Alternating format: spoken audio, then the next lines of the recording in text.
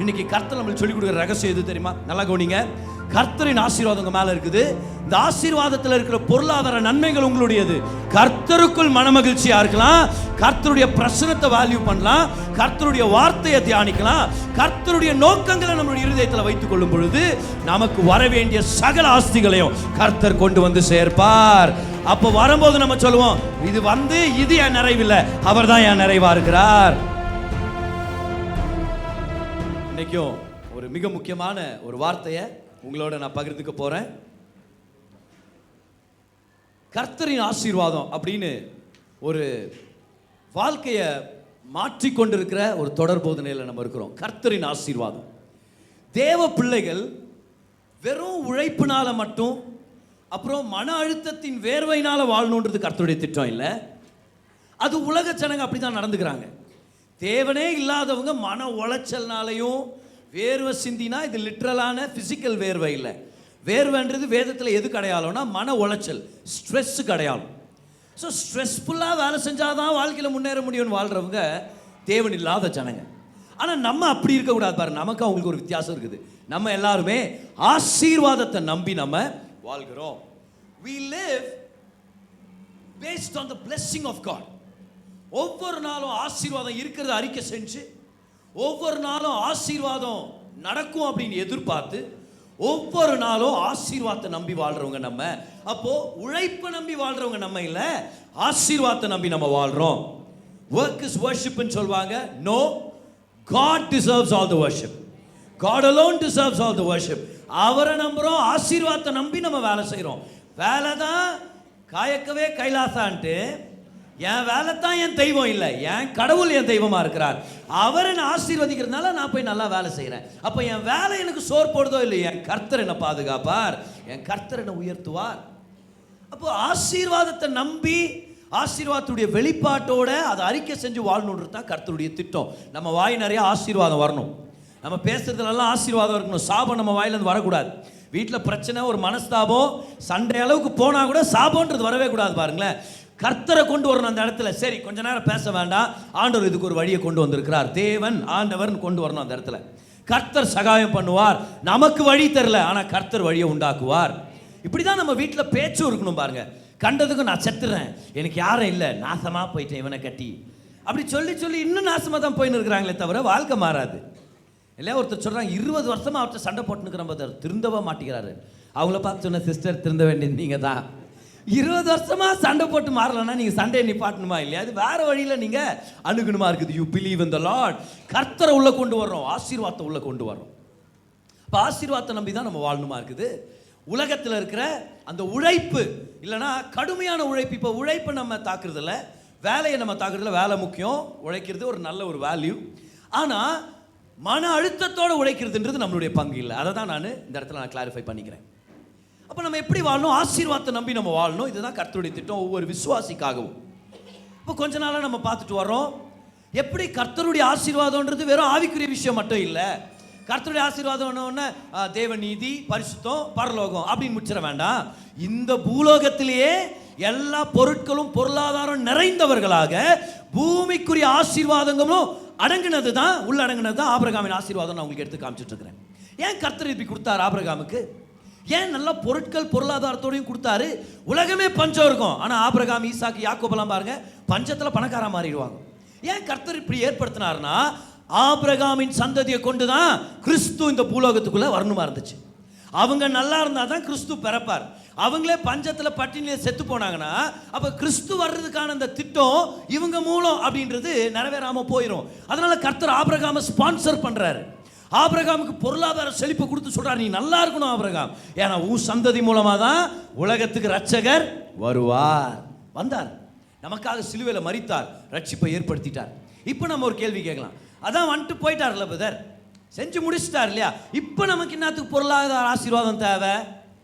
இப்போ என்னத்துக்கு நமக்கு அதே ஆபிரகாமின் ஆசீர்வாதத்தை கொடுக்குறாருன்னா, அவர் வந்து மரித்து உயிர் தெழுந்த அந்த நற்செய்தியை உலகம் எங்கும் நம்ம கொண்டு போகணுன்றதுக்காக கர்த்தர் ஒவ்வொரு விசுவாசிக்கும் பொருட்களும் பொருளாதாரத்தை கொடுத்து ஆசீர்வதித்து கொண்டிருக்கிறார். நம்ம நல்லா இருக்கிறதே ஒரு சுவிசேஷம். கம் ஆன், ஹalleluya. இயேசுவை நம்பி போனாங்க, எவ்வளவு நல்லா இருக்கிறாங்க பார், அதே ஒரு சுவிசேஷம். நீங்க வாய் திறந்து பிரசங்கம் பண்றதுக்கு முன்னாடி உங்க வாழ்க்கையை பிரசங்கம் பண்ணிட்டு இருக்குது. நல்லா இருக்கணும் நம்ம. ஹல்லேலூயா. இயேசுவை நம்பி போனாங்க, நடுத்தெருவில் இருக்கிறாங்க பார் அப்படின்னு சொல்ற மாதிரி ஆயிடவே கூடாது பார். அவரை நம்பி போனாங்க, நல்லா இருக்கிறாங்க அப்படின்னு சொல்லணும். பிசாசுக்கு தெரிஞ்சது ஒரு சில டைம் விசுவாசிகளுக்கு தெரியாம போயிடுச்சு, தான் துக்கமா இருக்குது. பிசாசானவன் சொல்றான் பாருங்க, கர்த்தருடைய சமூகத்தில் போய் நிற்கும் போது கர்த்தர் சொல்றார், யோபை பாத்தியா பயங்கரம், அவனை மாதிரி யாரும் இல்லைன்னு ஆண்டவர் சொல்லும் போது, அப்போ பிசாசானவன் சொல்றான், இருக்காத ஆண்டவரே பின்ன நீர் அவரை ஆசீர்வதித்திருக்கிறீர். பிசாசு கூட தெரியும் கர்த்தர் ஆசீர்வதிக்கிறவர். நீங்க அவன் வீட்டை சுத்திலும் ஒரு வேலியை போட்டு வச்சிருக்கீங்க. பிசாசு கூட தெரிஞ்சது சில டைம் நம்ம மறந்துடுறோம் பாருங்க. ஆனா இனி நம்ம மறக்க போறது இல்லை. கர்த்தர் நம்மை ஆசீர்வதிக்கிறவர், நம்மை வாழ வைக்கிறவர், நம்மை உயர்த்துகிறவர். ஏன்னா நம்ம நல்லா இருந்தாதான், பொருளாதாரத்தில் நம்ம நல்லா இருந்தாதான் சுவிசேஷம் உலகம் எங்கும் செல்வதற்கு நம்ம உறுதுணையா இருப்போம். நம்ம காணிக்கைகளை அனுப்புவோம், நம்ம ஊழியங்களை தாங்குவோம், மிஷினரிகளை தாங்குவோம், அநேகரை படிக்க வைப்போம், அநேகருடைய தேவைகளுக்கு அவங்க தேவைகளை சந்திச்சு அநேக தான தர்மங்கள் செய்ய போறோம். நம்ம எதுக்காக சுவிசேஷம் பரவுறதுக்காக, அத்தனையும் சுவிசேஷத்துக்காக தான். இதுக்காக தான் கர்த்தர் நமக்காக இதை ஏற்படுத்தி இருக்கிறார் பாருங்க. நம்ம மிகப்பெரிய ஐஸ்வர்யவான்களா இருக்கும்னு சொல்லி கர்த்தர் விருப்பப்படுறார். அதுக்கான வழிகளை தான் நான் உங்களுக்கு சொல்லி கொடுத்துட்டு இருக்கிறேன். திரும்பி அந்த வசனத்துக்கு வரலாம் வாங்க. நீதிமொழிகள் 13:22. Proverbs 13:22. நல்லவன் தன் பிள்ளைகளின் பிள்ளைகளுக்கு சுதந்திரம் வைத்து போகிறான். அப்ப இவர் எவ்வளவு பெரிய பணக்காரனா இருப்பார் பாருங்க. பிள்ளைங்களுக்கு சுதந்திரம் வச்சுட்டு போனாலே அது நல்ல விஷயம் தான். கொஞ்சம் கொஞ்சமா எடுத்து வச்சு ஒரு 60-40 நிலத்தை விட்டு போறதை பத்தி பேசல கர்த்தர் இந்த இடத்துல. பிள்ளைகளின் பிள்ளைகளுக்கு இமேஜின் பண்ணுங்க, ஒரு மனுஷனுக்கு 4 பிள்ளைகள்னா அவருடைய பிள்ளைகளின் பிள்ளைகள்னு ஒரு 14-15 பேர் இருக்க மாட்டாங்களா? இமேஜின் பண்ணுங்க. அப்போ கிட்டத்தட்ட 20 பேருக்கு ஆஸ்திகளை பிரித்து கொடுத்துட்டு போறாருன்னா இவர் எவ்வளவு பெரிய ஐஸ்வர்யவானா இருப்பாரு. கர்த்தர் சொல்றாரு நம்ம இப்படி தான் இருக்கணும்ன்றாரு பாருங்க. அடுத்த ஸ்டேட்மெண்ட் பாருங்க, நல்லவன் தன் பிள்ளைகளின் பிள்ளைகளுக்கு சுதந்திரம் வைத்து போகிறான், பாவியின் ஆஸ்தியோ நீதிமானுக்காக சேர்த்து வைக்கப்படும். நிறைய பேர் அந்த வசனத்தை பிடிச்சிரும். அந்த பாவத்தை, ஆண்டவரே இந்த பாவியின் ஆஸ்தி வரட்டா ஆண்டவர், எனக்கு கூட 4-5 பாவிங்க தெரியும் ஆண்டவரே, இந்த ஆஸ்திங்கெல்லாம் அனுப்பி வச்சிட்டீங்கன்னா எப்போன்னு சொல்லுங்க ஆண்டவரே அப்படின்றோம். நம்ம இது நடக்கும். ஆனால் யாருக்கு நடக்கும்ன்றதை நம்ம முதல்ல நம்ம தெளிவுபடுத்திக்கலாமா? முதல் ஸ்டேட்மெண்ட்டை விட்டுட்டு ரெண்டாவது ஸ்டேட்மெண்ட்டை நம்ம பிடிச்சிக்கிட்டா நம்மளுக்கு யூஸ்ஃபுல்லாக இருக்காது. நல்லா கவனிங்க. நல்லவன் தன் பிள்ளைகளின் பிள்ளைகளுக்கு சுதந்திரம் வைத்து போகிறான். யார் இவர்? எப்படி இப்படி பேர்பட்ட ஆஸ்திகளை பெற்றுக்கொண்டார் இவர்? நல்லவன்னா என்ன அர்த்தம்? நல்லவர்னா என்ன? எப்பவுமே நல்லா ட்ரெஸ் பண்ணுவார் பிரதர், சட்டை அயன் பண்ணி நீட்டாக இருக்கும் பிரதர், ஹேர் ஸ்டைல், அப்படி நல்லவர் அவர். நல்லவர்னா என்ன? எப்பவுமே ஒரு சிரிச்ச முகம் பிரதர், யார் காரி துப்பினாலும் சிரிச்சுனே தான் இருப்பார் அவர். அது நல்லதா? என்ன நல்லதுன்னா என்ன? சரி, ஹீப்ரூவில் இது என்ன வார்த்தைன்னு பார்த்துடலாம். நம்ம ஏற்கனவே பார்த்தது தான். நானும் புதுசாக காமிக்கிற மாதிரி நடிக்கிறேன், நீங்களும் புதுசாக கேட்குற மாதிரி நடிக்கிறீங்க. நல்ல ஆராதனை இன்னைக்கு. வாங்க எல்லாரும். நல்லவன் யார்? இந்த நல்லவன் பாருங்க, ஹீப்ரூவில் பாருங்க. அந்த நல்லவன் அப்படின்ற வார்த்தை, குட் அப்படின்றதுக்கான வார்த்தை வந்து தோவ். ப்ரொனவுன்ஸ் பண்ணும்போது வா அப்படின்னு ப்ரொனவுன்ஸ் பண்ணு, தோவ். இந்த தோவ்ன்ற வார்த்தைக்கான அர்த்தத்தை பாருங்க. நல்லவனா யாரு? அவன் நன்மையானவன். சரி, நல்லது, இனிமையானது, தயவு நிறைந்தது, பெருக்கமானது மற்றும் தாராளத்துவமானது. அப்படின்னா ஒரு மனுஷன் நல்லவனா எதை வச்சு சொல்றோம்? அந்த மனுஷன் ரொம்ப கைண்டு, ரொம்ப தயவு நிறைந்தவன், அநேகருக்கு தாராளமாய் கொடுத்து சகாயம் செய்கிறவன். கர்த்தருடைய கண்கள்ல நல்லவனா யாரு? இருக்கிற எல்லா பொருட்களையும் பொருளாதாரத்தையும் அநேகருக்கு, அநேக தேவைகளுக்கு, தேவனுடைய நோக்கங்களுக்கு தாராளமாய் கொடுக்கிறவன். கொடுக்கும் போது என்ன நடக்கும்? கர்த்தர் என்ன ப்ராமிஸ் பண்ணியிருக்கிறாரு? கொடுங்கள் அப்பொழுது காலியாகும் அப்படியே சொன்னாரு. அப்புறமாயிட்டு நீ ஓட்டாண்டி ஆவாய், அப்புறமாய் உன்னை வந்து நான் பரலோகத்துக்கு அழைத்து கொண்டு போவேன். அப்படி வரல வசனம், எப்படி வருது சொல்லுங்க பார்க்கலாம். கொடுங்கள் அப்பொழுது கொடுக்கப்படும். எப்படி? அதே அளவுக்கு இல்ல. நல்லா அப்படின்னா அதே அளவுக்குன்னா விதை ஒன்று விதை சொன்னா ஒரே ஒரு விதை மட்டும் வராது இல்லையா? 30, 60, 100 பலன் கொடுக்குது இல்லையா? எப்படி சொல்றாரு பாருங்க அந்த வசனத்துல. கொடுங்கள் அப்பொழுது கொடுக்கப்படும், அமுக்கி குலுக்கி சரிந்து விழும்படி அவர்கள் உங்க மடியில் போடுவார்கள். they will pour அப்படின்னு வரும். you give, they will pour. நீ குடு, அவங்க வந்து கொட்டுவாங்க உன் மடியிலன்ற. அப்படின்னா என்ன அர்த்தம்? இந்த நல்லவன் ஒரு பிரின்சிபலை கத்துக்கிட்டான். என்ன பிரின்சிபலை கத்துக்கிட்டார்னா, அந்த நல்லவர், நான் கொடுக்க கொடுக்க கர்த்தர் எனக்கு தருவார், நான் கொடுக்கறதுனாலேயே பெருக்கத்தை அனுபவிக்க முடியும், அப்ப நான் கொடுத்துட்டே இருக்க போறேன். தேவனுடைய நோக்கங்களுக்காக, அநேகருடைய சகாயத்துக்காக, கஷ்டப்படுற குடும்பங்களுக்காக, தேவை இருக்கிற அத்தனை இடத்துக்கும் என்னால என்ற அந்த விதையை நான் கொடுத்துட்டே இருக்க போறேன். கொடுக்க கொடுக்க கொடுக்க இந்த நல்லவன், இந்த தாராளத்துவம் உடையவன் வளர வளர வளர என்ன ஆயிடுச்சு? ஒரு நாள் தான் போக வேண்டிய நேரம் வரும்போது பார்க்குறாரு, இத்தனை வந்துருச்சா ரிட்டர்னு. சரி என் பிள்ளைகளின் பிள்ளைகளுக்கும் வச்சுட்டு போகலான்னு சொல்லி பிள்ளைகளின் பிள்ளைகளுக்கு ஆஸ்தியை வச்சுட்டு போறாரு. மிகப்பெரிய பெருக்கத்தை பார்க்கறதுக்கான ரகசியமே தான் பாருங்களேன். தாராளத்துவத்தின் அந்த கொடுக்கிற செயல், அந்த கொடுக்கிற வாழ்க்கை முறை ஒரு மனுஷனை மிகப்பெரிய ஐஸ்வர்யவானாக மாத்துது. இப்போ தெரியுதா அவன் எப்படி அவ்வளோ பெரிய ஐஸ்வர்யவானா மாறினாருன்னு? அதே வசனத்தில் தான் உங்களுக்கு இருக்குது பாருங்க, 13:22 பாருங்க. அதே வசனத்தில் தான் ரகசியம் இருக்குது. நல்லவன் தாராளமாய் கொடுக்கிறவன் அர்த்தம் இல்லையா? தாராளமாய் கொடுக்கிறவன் தன் பிள்ளைகளின் பிள்ளைகளுக்கு சுதந்திரம் வைத்து போகிறான். எங்க இருந்து வந்துச்சு இவருக்கு இந்த ஆஸ்தி பாருங்க. அந்த இடத்துல ஃபுல் ஸ்டாப் இல்லை இல்லையா? அந்த இடத்துல ஒரு கோலன் இருக்குன்னா அது என்ன அர்த்தம்? அந்த சென்டென்ஸ் கண்டினியூ ஆகுதுன்னு அர்த்தம். அதே அர்த்தத்தில் கண்டினியூ ஆகுதுன்னு அர்த்தம். எப்படி வந்துச்சு இவருக்கு? பாவியின் ஆஸ்தியோ நீதிமானுக்காக சேர்த்து வைக்கப்படும். அப்படின்னா என்ன அர்த்தம்? எங்க இருந்து வருது அவருக்கு அவ்வளோ பெரிய பணம்னா, கர்த்தர் பார்க்கிறாரு இந்த நல்லவன் அநேகருக்கு தாராளமாக கொடுக்கிறவர். ஆனால் இன்னொருத்தர் இருக்கிறான், அவன் தான் பாவி. பாவி யாரு? கடவுளை நம்பாதவர். ரெண்டாவது எல்லாத்தையும் கடவுளை நம்பலனா தான் பணம் தான் கடவுளாக மாறிடும். உண்மையா இல்லையா? இப்போ கடவுளை நம்பினா கடவுளை நான் காப்பாற்றுறாரு, பணத்தை பற்றி நான் கவலைப்பட மாட்டேன். ஆனால் நான் கடவுளை நம்பலைன்னா இமீடியட்டாக கடவுள் என் பணம் தான் என்னுடைய கடவுளாக மாறிடுது. இப்போ என்ன பண்ணிடுறான் அந்த மனுஷன்? நான் எல்லாத்தையுமே எடுத்து வச்சுக்கிறேன். இவர் தான் அந்த அமுக்கினி பதுக்கினி மூட்டை கட்டி அது மேலே உட்காரு நீ. ஏன்னா பணத்தை விட்டுட்டா நம்ம வாழ்க்கை எப்படி? நம்ம என்னத்துக்கு கொடுக்கணும்? அவன் சம்பாரிச்சுக்கிட்டோம். நான் இது என்னுடைய பணம், என் கடவுள் தான் என் பணம் தான் என் கடவுள் அப்படின்னு சொல்லி அப்படியே அது மேலே உட்காந்துக்கிறான். தெரியுமா? அந்த பாவி கிட்ட இருந்து எடுத்து கர்த்தர் நீதிமானுக்கு அனுப்புறாராம். நல்லா கவனிங்க. எடுத்த உடனே பாவி நாஸ்தி எனக்கு வர ஆண்டவரே அப்படின்னு வண்டி ஓட்டின்னு போகும்போது பங்களாவெல்லாம் பார்த்து சொல்றது, இந்த பாவி இது வரட்ட ஆண்டவரே, இந்த பாவி இது வரட்ட ஆண்டவரே. அந்த பாவி வெளியே வந்துடுவார். பிரதர் அது மார்னிங் சார் அவர் சொல்லிட்டு அப்படியே போயிட்டு. இல்லை கவலைப்படாதீங்க, இதில் ஒரு சிஸ்டம் இருக்குது பாருங்க. கொடுக்கிற அந்த உள்ளமுடைய அந்த நல்லவனுக்கு தேடி பாவிகளின் ஆஸ்தி வருகிறது. ஏன்னா பணம்ன்றது கொடுக்கறதுக்காக, பணம்ன்றது விதைக்கிறதுக்காக. பணத்துடைய மிக முக்கியமான செயல் என்ன தெரியுமா? அது பிரச்சனைகளுக்கு தீர்வை கொண்டு வந்து அநேகரை நல்லா வாழ வைக்க முடியும். எந்த வகையில்? பூமிக்குரிய தேவைகளை பொறுத்த வரைக்கும் பணம் மிக முக்கியம். அதே போல சுவிசேஷத்தை பிரசங்கிக்கிறதுக்காக பணம் தேவைப்படுகிறது. அநேக ஊழியக்காரங்க பல தேசங்களுக்கு போய் சபைகளை ஸ்தாபிக்கவும் அநேகருக்கு பெரிய பெரிய கூட்டங்களை நடத்தவும் செலவாகும், பணம் தேவை. ஆனால் கவலை இல்லை, கர்த்தருடைய நோக்கங்களை மனதில் வச்சுக்கொண்டு வாழ்கிற மனிதனுக்கு கர்த்தர் தேவைகளை சந்திப்பார். ஆமென். அப்ப பார், நல்லவனுக்கு கர்த்தர் இப்பேற்பட்ட சுதந்திரத்தை ஏற்படுத்தி கொடுக்குறார். இதே பிரின்சிபிள் நம்மளுக்கு பல வசனங்கள் இருக்குது. அதனால தான் இதை நான் ரொம்ப தெளிவாக பிரசங்கம் பண்ணிட்டு இருக்கிறேன். இப்போ இன்னொரு வசனத்துக்கு போயிடலாம் வாங்க எல்லாரும். பிரசங்கி 2:26, எக்லீசியாஸ்டிஸ் 2:26. எக்லீசியாஸ்டிஸ் ஸ்பெல்லிங்கை நீங்கள் கரெக்டாக எழுதிட்டீங்கன்னா பரலோகம் கேரண்டி உங்களுக்கு. அப்படி இல்லைன்னா இயேசுக்கு விசுவாசிங்க, நீங்கள் பரலோகத்துக்கு வரலாம். சரி கவனிங்க. பிரசங்கி 2:26 பாருங்க. தேவன் தமது பார்வைக்கு நல்லவனாக இருக்கிறவனுக்கு, இப்போ உங்களுக்கு தெரிஞ்சிருச்சு தமது பார்வைக்கு நல்லவன் யாரு? தாராளமா தன்னுடைய நோக்கங்களுக்காக கொடுக்கிறவன். இப்போ ஊதாரித்தனமா செலவழிக்கிறவன் இல்லை, தன்னுடைய நோக்கங்களுக்காக கொடுக்கிறவன் தான் நல்லவன் கர்த்தருடைய பார்வையில். நல்லா கவனிங்க. தேவன் தமது பார்வைக்கு நல்லவனாக இருக்கிறவனுக்கு ஞானத்தையும் அறிவையும் இன்பத்தையும் அளிக்கிறார். இன்பம். ஒரு சில பேர் சொல்லலாம் தெரியுமா, கடவுள் துன்பத்தை தருவார், அவர் எதை கொடுத்தாலும் வாங்கிக்கணும். அவர் இன்னைக்கு நேற்று இன்பத்தை கொடுத்தார், இன்னைக்கு துன்பத்தை கொடுத்தார், எல்லாத்தையும் நீ வாங்கிக்க அப்படின்னு. கடவுள் இன்பத்தை தருகிறவர், நல்ல வாழணும்னு சொல்லி விருப்பப்படுகிறவர். பாவம் செய்கிறவனுக்கோ, இவர் யாரு? கடவுளை நம்பாதவன் மட்டும் இல்லை, பிடிச்சி வச்சுக்கிறது எல்லாத்தையும். அமிக்கினி, இவர் பேர் அமிக்கினி குமார் அப்படின்ட்டு இவர் வச்சுப்பார்.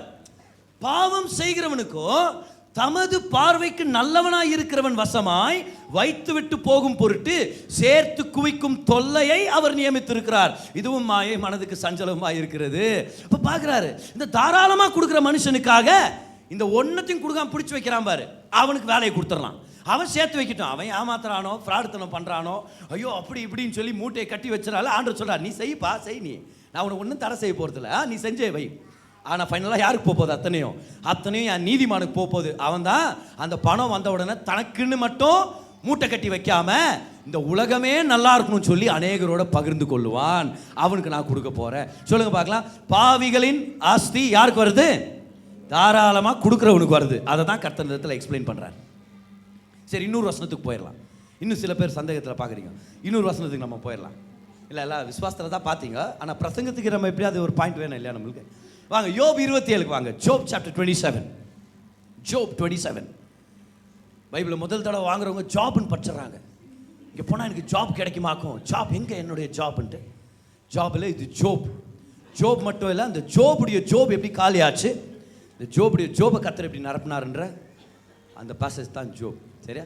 இப்போ ஜோப் சாப்டர் 27 verse number 16 and 17 பாருங்க. துன்மார்க்கனை பற்றி தான் கர்த்தர் பேசிட்டு வர்றாரு. நீங்கள் 13ஆம் வசனத்தில் பார்த்தீங்கன்னா the wicked man இருக்கும். ஸோ துன்மார்க்கனை பற்றி பேசிட்டே வந்து இன்னும் தெளிவாக பேசுகிறாரு பாருங்க இந்த விஷயத்தில். அவன் யாரு? துன்மார்க்கன், கெட்டவன். இந்த கஞ்சன் இருக்கான் தெரியுமா, கஞ்ச பிஸ்னாரி அப்படின்றல, இந்த கஞ்சன், இந்த அமுக்கினி அப்படின்றவர் என்ன பண்ணுறாரு, அவன் புழுதியை போல பணத்தை குவித்து கொண்டாலும், அடட பார்த்தீங்களா, அவன் வீட்டில் பணத்துக்கு பஞ்சம் இல்லை, புழுதியை போல குவிச்சு வைக்குதான். அடட யோசிச்சு பாருப்பா, நம்ம சொல்ல தெரியுமா பதார், அவங்களுக்கெல்லாம் பணம் ஒரு விஷயமே இல்லை பதார், குப்பை மாதிரி பதார், அவங்க வீட்டில் மூட்டை கட்டி வச்சுக்கிறாங்க. நம்ம குப்பையை தான் மூட்டை கட்டி வைக்கிறோம், அவங்க வீட்டில் பணத்தையே மூட்டை கட்டி வைப்பாங்க பதார்னு சொல்லுவோம் ஒரு சில பேரை பார்த்து. அவர் சொல்கிறாரு, இந்த துன்மார்க்கனுடைய வீட்டில் புழுதியை போல பணம் குவித்து கொண்டாலும், மண்ணை போல வஸ்திரங்களை சவதரித்தாலும், போட்டுக்க விலை உயர்ந்த துணிகள் பார்த்தா எக்கச்சக்கமாக இருக்குது, அப்படி இருந்தாலும், ரெடியாக இருக்கிறீங்களா? அடுத்த வசனத்தை பாருங்க, இதெல்லாம் யாருக்கு போகுதுன்னு பாருங்க. அவன் சவதரித்ததை யார் எடுத்துட்டு போறது? நீதிமான் உடுத்தி கொண்டு, குற்றமில்லாதவன் அவன் பணத்தை பகிர்ந்து கொள்வான். யார் குற்றமில்லாதவன்? இயேசுவின் இரத்தத்தால் கழுவப்பட்டவன், குற்றம் சாட்டப்படாதவன். The innocent will be the ones who are washed by the blood of Jesus. எல்லாரும் கைவெட்டி சொல்லுங்க, நான் தான் அந்த நீதிமான். கைவெட்டி சொல்லுங்க, நான் தான் அந்த குற்றமில்லாதவன். சொல்லுங்க, நான் தான் அந்த நல்லவன். நான் தாராளமா கொடுக்கிற வாழ்க்கையில் இருக்கிறதுனால பாவிகளின் ஆஸ்தி எனக்கு வந்து சேரும். அப்போ மணலை போல, மண்ணை போல, புழுதியை போல பணத்தை கூச்சி வச்சாலும் யாருக்கு போகுது? அது நீதிமானுக்கு போகுது. ஏன்னா நீதிமான்ன்றவர் என்ன பண்ணுவார்? அநேகருக்கு விதைக்குவார், அநேகருக்கு அவர் பகிர்ந்து கொள்வார். அதனால தான் சங்கீதம் 37க்கு வர்றோம். நம்ம இப்போ தான் பிரசங்கத்துக்குள்ளே கால் எடுத்து வைக்கிறோம். சங்கீதம் 37க்கு வர்றோம். நம்ம சங்கீதம் 37 செழிப்பின் சங்கீதம். நிறைய நல்ல சங்கீதங்கள் இது ஒன்று. வீட்டுக்கு போய் இந்த சங்கீதம் 37 நீங்கள் நல்லா நிறுத்தி நிதானமாக மெதுவாக புரிந்து கொண்டு நீங்கள் படிப்பீங்கன்னு சொல்லி நான் நம்புகிறேன். சங்கீதம் 37க்கு வாங்க. அருமையான ஒரு சில விஷயங்களை இதில் நம்ம கற்றுக்க போகிறோம் பாருங்க. பொல்லாதவர்களை குறித்து எரிச்சல் அடையாதே, நியாயக்கேடு செய்கிறவர்கள் மேல் பொறாமை கொள்ளாதே. அவன் வளர்றான், என்ன பிரதர், அவன் இவ்வளோ தப்பு பண்ணுறான் தெரியுமா பதர், இவ்வளோ ஏமாத்துறாங்க பதர், ஆனால் அவங்க பயங்கரமாக வளர்றாங்க பதர். வீடு மேலே வீடு வாங்குறாங்க, கார் மேலே கார் வாங்குறாங்க. அங்கே பாருங்க பதர், அது தங்க செயின் நெக்லஸை பாருங்க பதர் அவன் கழுத்தில். என்ன பிரதர் இப்படி யாரும் சங்கீதக்காரர் சொல்கிறார், அவங்களெல்லாம் பார்த்து நீ பொறாமப்படாத. அவர்கள் புல்லை போல் சீக்கிரமாய் அறுப்புண்டு பசும்பூண்டை போல் வாடி போவார்கள். 3வது வசனம், நம்ம என்ன செய்யணும் பாருங்க. கர்த்தரை நம்பி, ஒரு நீதிமான் யார்? முதலாவது கர்த்தரை நம்புகிறவர். நம்பி என்ன செய்யணுமா? என்ன நன்மை செய் சொல்லுங்க பார்க்கலாம். நல்லவன் யாரு? அநேகருக்கு தாராளமாக கொடுக்குறவன். அப்ப நன்மை செய்யணும் என்ன அர்த்தம்? அநேகருக்கு தாராளமாக கொடுத்து பகிர்ந்து கொள். அநேக நல்ல விஷயங்களுக்காக கொடுக்கிறவனாரு, தாராளமாக கொடுக்கிறவனாயிரு. கர்த்தரை நம்பி நீ நன்மை செய், தேசத்தில் குடியிருந்து சத்தியத்தை மேய்ந்து கொள். மேய்ந்து கொள்னா என்ன அர்த்தம் பாருங்க. ஒரு ஆடும் மெய்ப்பனுடைய உறவை பற்றி பேசுறார். நீ சத்தியத்தை மேய்ந்து கொள்னா என்ன அர்த்தம்? வாய் திறந்து சும்மா முனவின்னு இருக்காது. அவன் பார்த்தா இப்படி இருக்கிறான், இவன் நல்லா என் வாழ்க்கை பார்த்தா இப்படி இருக்குது, நான் இப்படி வீடு கட்டுறான், அடுக்குமாடி வீடு கட்டுறான், எப்படி கட்டுறான்னு எனக்கு தெரியும், ஆண்டவர் கண்ணில்லையா காது இல்லையா, எனக்கு மட்டும் நன்மை பண்ண மாட்டேங்கிறாரு, அப்படி மனைவிட்டு இருக்காத. கர்த்தருடைய வார்த்தையை மேய்ந்து கொள்ளணும் அர்த்தம். Take the word of God, go to the word of God, take his promises, and you know when you trust in the Lord and when you give to the purposes of God, God will prosper you. வார்த்தை எடுக்கிறோம், வார்த்தையை நம்ம மனவுறோம், வார்த்தையை நம்ம பேசுறோம், வார்த்தையை நம்ம அறிக்கை செஞ்சு சொல்றோம். ஏன் கர்த்தர் நல்லவர். எல்லாரும் சொல்லுங்க, நான் கர்த்தரை நம்புறேன், தாராளமா கொடுக்குறேன். கர்த்தரை நம்பாதவங்க தாராளமா கொடுக்க முடியாது, ஏன்னா பணம் தான் அவங்களுக்கு முக்கியம். கர்த்தரை நம்புறவங்க தாராளமா கொடுப்பாங்க. கர்த்தரை நம்பி நன்மை செய்கிறவன் கவலைப்பட தேவையில்லை, கர்த்தர் அவன் தேவைகள் எல்லாம் சந்திக்கிறார். ஹல்லேலூயா. கவுனிங்க, பாவிகளை பார்த்து நீங்க பொறாமப்படக்கூடாது, துன்மார்க்கரை பார்த்து நம்ம பொறாமப்படக்கூடாது. அவங்க தான் நம்மளை பார்த்து பொறாமப்படணும். நம்ம கிட்ட தேவன் இருக்கிறார், தேவனோட உடன்படிக்கை இருக்குது, தேவ சமாதானம் இருக்குது, ஆசீர்வாதம் நம்ம மேல இருக்குது.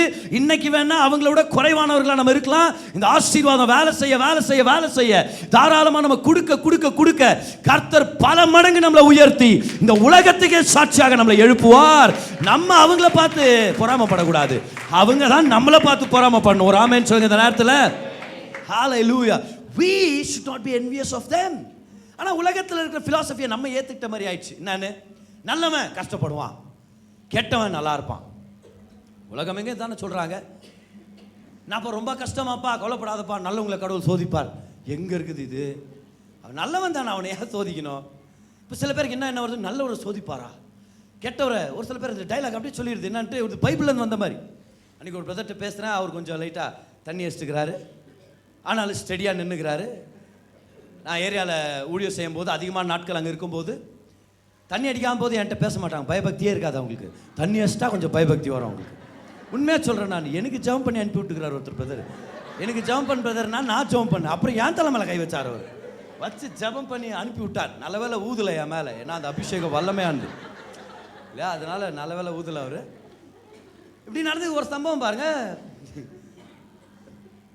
அந்த மோரியோரத்தில் அந்த வீடு அவங்க டாக்ஸ் ஆஃபீஸ்க்கு எதிரில், நான் அங்கே தான் ப்ரேயர் பண்ணி அவங்க தம்பிக்கு ஜம்ப் பண்ணி முடிச்சுட்டு இப்படி வரேன். இருட்டா தாக்குது இடம். அவங்க அண்ணன் வந்துட்டார், அவர் கொஞ்சம் இப்படி தான் வர்றாரு. அவர் பிரதர் ரொம்ப நேரம் பிரதர் நின்று பிரதர் ரொம்ப ஹாப்பி பிரதர் அப்படின்ட்டு பேசிட்டு ரொம்ப நேரம் அதில் போல வந்தார். சரி ரொம்ப ஹாப்பி பிரதர். பிரதர் பாரு பிரதர், ஏசு என்ன சொன்னார் காது வெட்டும் போதுன்றாரு. காது வெட்டும் போது ஏசு என்ன சொன்னார்? காது வெட்டும் போது அவன் ஐயோன்னா அது தெரியுது நம்மளுக்கு, ஆன்றான் அவன். இப்போ என்கிட்ட அந்த நேரத்தில் ஒரு குவிஸ்னா தின்கிறார் இவர். அப்புறம் அவர் சொல்கிறார், பாரு பிரதர் பைபிள் என்ன போட்டுக்குதுன்றார் என்கிட்ட. பைபிள் என்ன போட்டுக்குது பிரதர்? நல்லவனை கடவுள் சோதிப்பான் ஆனால் கைவிட மாட்டான், கெட்டவனுக்கு கடவுள் நிறையா தருவார் ஆனால் கைவிட்டுறாரு. விட்டா அப்படி கண்ணாடி இப்படி எடுத்து டே டே டே அப்படின்ட்டு பாரு விட்டா கொண்டாடுறாரு. அப்படி சொல்லுங்கிறார். அவர் சொல் பைபிள் இருக்குது அப்படி அப்படின்ட்டார். இப்போ நான் யோசிக்கிறது என்ன ஃபிலாசபி இது? நல்லவனா கஷ்டப்படுவான், கெட்டவனா நல்லா இருப்பான், ஆனால் லாஸ்ட்டில் கைவிடப்படுவான். இப்போ ஒரு சில பேருக்கு என்ன தோணும், ஒருவேளை அது உண்மையாக இருந்தால் நம்ம கொஞ்ச நாள் நான் கெட்டவனாக இருந்துட்டு நல்லவனாக மாறலாமே இல்லையா? சாவதுக்கு முன்னாடி நல்லவனாக மாறிட்டா போதும். அதை நமக்கு அப்படி தோணுதா இல்லையா நமக்கு? ஆனால் நிறைய பேர் பாருங்க, இந்த உலகத்தில் இருக்கிற ஃபிலாசபி பிக்சர் டைலாகெல்லாம் எடுத்து அது கடவுள் வார்த்தை நினச்சிக்கிறது. அது அப்படியே கடவுள் சொல்லியா? எங்கே சொன்னார் கடவுள் அந்த மாதிரி? நல்லவன் கர்த்தர் நல்லா வாழ வைப்பாருன்னு தான் போட்டிருக்குது. ஹல்லேலூயா. கெட்டவன்ட்டு கர்த்தர் பிடுங்கி தராரு நல்லவனுக்கு அப்படின்னு தான் நம்ம படிக்கிறோமே வேதத்தில் நம்ம. அப்போ உலகத்து ஃபிலாசபி எடுத்து பைபிள் நம்ம நினச்சிடக்கூடாது, பிக்சர் டைலாக் எடுத்து பைபிள் நினச்சிடக்கூடாது. அன்றைக்கி ஒரு இடத்துல பிரசங்கத்துக்கு போகிறேன், நான் பிரசங்கத்துக்கு போகிறேன். எனக்காக அவங்க ஜெபம் பண்ணுறது ஒருத்தர் முன்னாடி வந்தாங்க. முன்னாடி வந்து அருமையான ஒரு நபர் பாருங்க, அவங்க முன்னாடி வந்து அவங்க ஜெபம் பண்ணுறாங்க. ஜெபம் பண்ணும்போது சார் ஆண்டவரே இப்படி பண்ணுங்க அப்படி பண்ணுங்க, ஆண்டவரே உங்கள் வழி தனி வழி ஆண்டவரே அப்படின்றாங்க. அங்கேருந்து என் மனசில் தோணும், ஆண்டவரே நீங்கள் ஒரு தடவை சொன்னா 100 தடவை சொன்ன மாதிரி ஆண்டவர் இதெல்லாம் இப்போ இது அப்படி ரிட்டர்ன் வரும். நான் சொல்லலை, ஏன்னா நான் பாஸ்டர் அப்படிலாம் நான் சொல்ல மாட்டேன். உலகத்தில் இருக்கிற டைலாகுங்களும் பிக்சர் டைலாகுங்கெல்லாம் ஏற்றுக்கிட்டு அந்த ஃபிலாசபியை நம்ம மைண்டில் ஏற்றிக்கிட்டு நம்ம சொல்லக்கூடாது. ஓ நல்லவனாலே கஷ்டப்படுவான். போன வாரம் ஒரு அருமையான சகோதரன்ட்ட பேசிட்டு இருக்கிறோம். அவங்க தாய் ரொம்ப உடம்பு சரியில்லாமல் இருக்கிறாங்க. அப்போ அவர் சொல்கிறாரு பாருங்க, என்ன சார் பண்ணுறது, what to do sir, God will always test good people அப்படின்றார். I wanted to tell him, but he was of a different religion. I wanted to tell him, no, see, God is a good God. கர்த்தர் நல்லவர், அவரை நம்புறவங்களுக்கு அவர் நன்மையை செய்கிறவர், இன்பத்தை தருகிறார். அதான படிக்கிறோம் நம்ம எக்லீசியாஸ்டிஸ்ல, இன்பத்தை தருகிறார். கர்த்தர் நல்லவர். பக்கத்தில் ஒரு பார்த்து சொல்லுங்க, கர்த்தர் நல்லவர்னு சொல்லுங்க.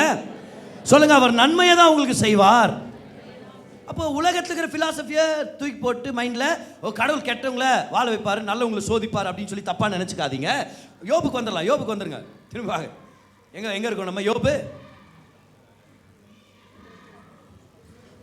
Come on, where are we? Job 27. Job 27 பாருங்க. 27, 16 and 17 பாருங்க. எப்படி இது நடக்குது, கர்த்தர் இது எப்படி ஏற்படுத்துறாருன்னு பாருங்க. அவர் சொல்றாரு, அவன் புழுதியை போல பணத்தை குவித்துக் கொண்டாலும் மண்ணை போல வஸ்திரங்களை சவதரித்தாலும் இது யாருக்கு வந்து சேருதுன்னு பாருங்க. அவன் சவதரித்ததை நீதிமான் உடுத்தி கொண்டு குற்றமில்லாதவன் அவன் பணத்தை பகிர்ந்து கொள்ளுவான். கர்த்தர் சொல்றார். அதனால தான் சங்கீதம் 37 வரலாம். திரும்பியும் சங்கீதக்காரன் சொல்றாரு, நீ ஏன் அவங்கள பத்தி கவலைப்படுற, நீ ஏன் பாவி நல்லா இருக்கிறான்ற, அவன் உனக்காகத்தான் வேலை செய்யறான் அப்படின்றாரு. அவன் வைத்து போற ஆஸ்திகள் உனக்கு தான். அவங்க கஷ்டப்பட்டு மன உளைச்சலோட என்னத்தை சேர்த்து வைக்கிறானோ கர்த்தர், நீ மட்டும் கர்த்தரை நம்பி நல்லது செய்யறவனா இருந்தா அது அத்தனையும் உனக்கு தான் வரப்போகுது. நீ கவலைப்படாத, அவங்க கிட்ட கம்ப்ளைண்ட் பண்ணி அவங்களை கரைச்சு கொட்டாத, அவங்கள சும்மா திட்டிட்டு இருக்காத. அவங்க செய்யறது செஞ்சுட்டு போட்டோம், நீ செய்ய வேண்டியதை நீ செய், உனக்காக நான் மேன்மையான காரியங்களை வைத்திருக்கிறேன். இப்போ நம்ம என்ன செய்யணுமா இருக்குது பாருங்க. 4 வசனத்தை பாருங்க. 4 வசனத்தை பாருங்க, மிக முக்கியமானது பாருங்க இது. Now what do we have to do? What do we have to do now? Go to verse number 4. கர்த்தரிடத்தில் மனமகிழ்ச்சி ஆயிரு. ஹல்லேலூயா. வந்துட்டோமா பாருங்க, முக்கியமானது பாருங்க. கர்த்தரிடத்தில் மனமகிழ்ச்சி ஆயிரு, அவர் உன் இருதயத்தின் வேண்டுதல்களை உனக்கு அருளி செய்வார். ஹல்லேலூயா. கர்த்தரிடத்தில் மனமகிழ்ச்சி ஆயிரு, இதுதான் நமக்கு கர்த்தர் கொடுத்திருக்கிறார். அவன் எப்படி முன்னேறான்னு சொல்லி நீ நினைச்சு நீ துக்கப்பட்டு இருக்க வேண்டாம். நீ கடவுளிடத்தில் நெருக்கமாறு. ஆண்டவரே நீங்க தான் எனக்கு எல்லாமே சொல்லி அவரை துதி, அவரை ஆராதி, அவருடைய வார்த்தையை மனதில் வச்சுக்க, அவருடைய பிரசனத்தை நீ கடப்படுத்து, அவருடைய நோக்கங்களை மனதை வச்சுக்க. நீ சொல்ல, ஆண்டவரே என்னை நீங்க ஆசீர்வதிக்கும் போது, பொருளாதார ஆசீர்வாதம் வந்து என் வாழ்க்கையில குவியும் போது உங்களுக்காக நான் பெரிய காரியங்களை செய்வேன், நான் அநேகருக்கு சகாயம் பண்ணுவேன், அநேக விஷயத்துல தேவனுடைய ராஜ்யத்தை கட்டும்படி நான் என்ன அர்ப்பணிக்கிறேன்னு சொல்லி கர்த்தரிடத்தில் நீ மனமகிழ்ச்சியாயிரு. பக்கத்தில் பார்த்து சொல்லுங்க, கர்த்தரிடத்தில் மனமகிழ்ச்சியாயிருங்க, நீங்க ஐஸ்வர்யவானாக மாறுவீங்க. இப்ப ஐஸ்வர்யவானா மாறணுன்றதுக்காக மனமகிழ்ச்சியா இருக்கிறது வேற. அப்படி நான் உங்கள்கிட்ட என்கரேஜ் பண்றது இல்லை. ஆனா அவங்க முன்னேறதோ இல்ல சொத்து வாங்குறதோ அதை பத்தி நான் ஏன்டவரை கவலைப்படணும்? எனக்கு எல்லாமே நீங்க தான். அவங்க அவ்வளோ சம்பாரிச்சா அவங்களுக்கு நிம்மதி இல்லை, எனக்கு நீங்க தான் நிம்மதியா இருக்கிறீங்க. அவங்க அவ்வளோ கிடைச்சோம் அவங்களுக்கு சமாதானம் இல்லை, ஆனா நீங்க தான் எனக்கு சமாதானமா இருக்கிறீங்க. உங்களை நான் தேடுறேன், உங்க நாமத்தை நான் உயர்த்துகிறேன், உங்க வேதத்தை நான் படிக்கிறேன், உங்க பிரச்சனத்தை நான் அனுபவிக்கிறேன். உங்களுடைய நோக்கங்கள் என் உள்ளத்துல இருக்குது ஆண்டவரே. இந்த பூலோகத்துல நீங்க என்ன செய்யணும்னு விருப்பப்படுறீங்களோ அதற்காக என்ன நான் அர்ப்பணிக்கிறேன். I delight myself in you, Lord. I delight myself in you, Lord. நான் உங்களுக்குள்ள நான் என்ன டிலைட் பண்ணிக்கிறேன், என் வாழ்க்கை நல்லா இருக்கும்னு சொல்லி நான் அர்ப்பணிக்கிறேன். இன்னைக்கு கர்த்தர் நம்மளுக்கு சொல்லிக் கொடுக்குற ரகசியம் எது தெரியுமா? நல்லா கவனிங்க. கர்த்தரின் ஆசீர்வாதம் உங்க மேல இருக்குது. இந்த ஆசீர்வாதத்தில் இருக்கிற பொருளாதார நன்மைகள் உங்களுடையது. ஆனா லாஸ்ட் வீக் நம்ம கத்துக்கிட்டோம், பின்னானவைகளை மறந்து முன்னானவைகளை நாட கத்துக்கணும். இந்த வாரம் நம்ம கத்துக்கிறோம், கர்த்தருக்குள் மனமகிழ்ச்சியா இருக்கலாம், கர்த்தருடைய பிரசனத்தை வேல்யூ பண்ணலாம், கர்த்தருடைய வார்த்தையை தியானிக்கலாம், கர்த்தருடைய நோக்கங்களை நம்மளுடைய இருதயத்தில் வைத்துக் கொள்ளும் பொழுது நமக்கு வர வேண்டிய சகல ஆஸ்திகளையும் கர்த்தர் கொண்டு வந்து சேர்ப்பார். அப்போ வரும்போது நம்ம சொல்லுவோம், இது என் நிறைவில்லை, அவர் தான் என் நிறைவா இருக்கிறார். கர்த்தருக்குள் மனமகிழ்ச்சியா இல்லாதவனுக்கு சொத்து வந்தா அந்த சொத்தை அவனை நாசப்படுத்திடும். ஏன்னா சொத்து அவனுடைய மனமகிழ்ச்சியா மாறிடும், ஆஸ்தி அவனுடைய மனமகிழ்ச்சியா மாறிடும். ஆனா யாரு கர்த்தரே நீங்க தான் என் மனமகிழ்ச்சியா இருக்கிறீங்கன்னு சொல்றோமோ நமக்கு கர்த்தர் கோடிகளை கர்த்தர் கொண்டு வருவார். ஏன் எத்தனை கோடி வந்தாலும் சொல்லுவோம், என்ன ஆண்டவரே கோடி கணக்கான பணம் நீங்க தான் எனக்கு எல்லாமே, எங்க கொடுக்க சொல்றீங்களோ கொடுத்துட்டு போற ஆண்டவரே, ஒன்றும் பிரச்சனை இல்லை எனக்கு, எங்க விதைக்க சொல்றீங்களோ சொல்லுங்க ஆண்டவரே விதைக்கிறேன். பணம் வந்த உடனே எப்படி நினைப்போம் தெரியுமா? எங்க விதைக்கலாம், எங்க கொடுக்கலாம், எந்த இடத்துல இன்வெஸ்ட் பண்ணலாம், யாருக்கு சகாயம் பண்ணலாம், யாருக்கு உதவி செய்யலாம், சேர்த்து வச்சு அப்படியே அமுக்கி பதுக்கி வச்சு நான் என்ன ஆண்டவரே செய்ய போறேன்? நீங்க தான் என் நிறைவு ஆண்டவரே, என் சமாதானம் நீங்க தான். எல்லாரும் சொல்லுங்க பார்க்கலாம், பணம் வரும் சொல்லுங்க, வர்றதுக்கு முன்னாடியே அவர் தான் நிறைவுன்னு சொல்லுங்க பார்க்கலாம். ஓகே, சத்தமா சொல்லுங்க, நான் ஐஸ்வர்யவானா மாற போறேன் சொல்லுங்க. மாறுறதுக்கு முன்னாடியே நான் நிறைவா இருக்கிறேன். ஐஸ்வர்யம் வந்த உடனே ஒன்றும் எனக்கு நிறைவில்லை, இந்த பணமும் தங்கமும் வெள்ளியும் என் நிறைவில்லை, கர்த்தர் தான் என் நிறைவா இருக்கிறார், அவருடைய தயவு எனக்கு நிறைவா இருக்கிறது. கர்த்தருக்குள் மன மகிழ்ச்சி ஆயிரு.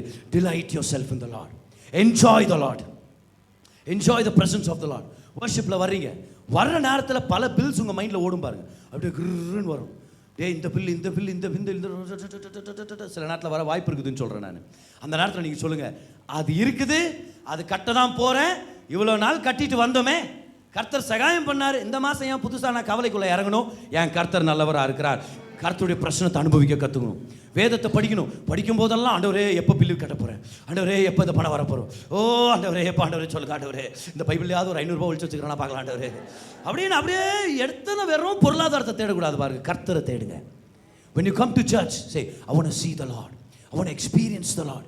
கர்த்தருக்குள் மன மகிழ்ச்சியாக இருந்தீங்கன்னா தங்கமும் வெள்ளியும் பணமும் வரும், வந்தாலும் நீங்க அசைக்கப்பட மாட்டீங்க. ஏன் தெரியுமா? நீங்க சொல்றீங்க இது கிடைக்குது, இதெல்லாம் வெறும் பொருளும் பொருளாதாரம் தான், இதை கொடுக்கிறவர் என் மனசுல நிரம்பி இருக்கிறார், அவர் என் வாழ்க்கையில எல்லாமாக இருக்கிறார். அப்பேற்பட்ட மனுஷனுக்கு தான் நன்மைகள் வந்து சேரும்னு சொல்றேன் நான். ஐஸ்வர்யங்கள் வர்றதுக்கு இன்னொரு முக்கியமான வழி என்னன்னா மனம் திரும்புதல்.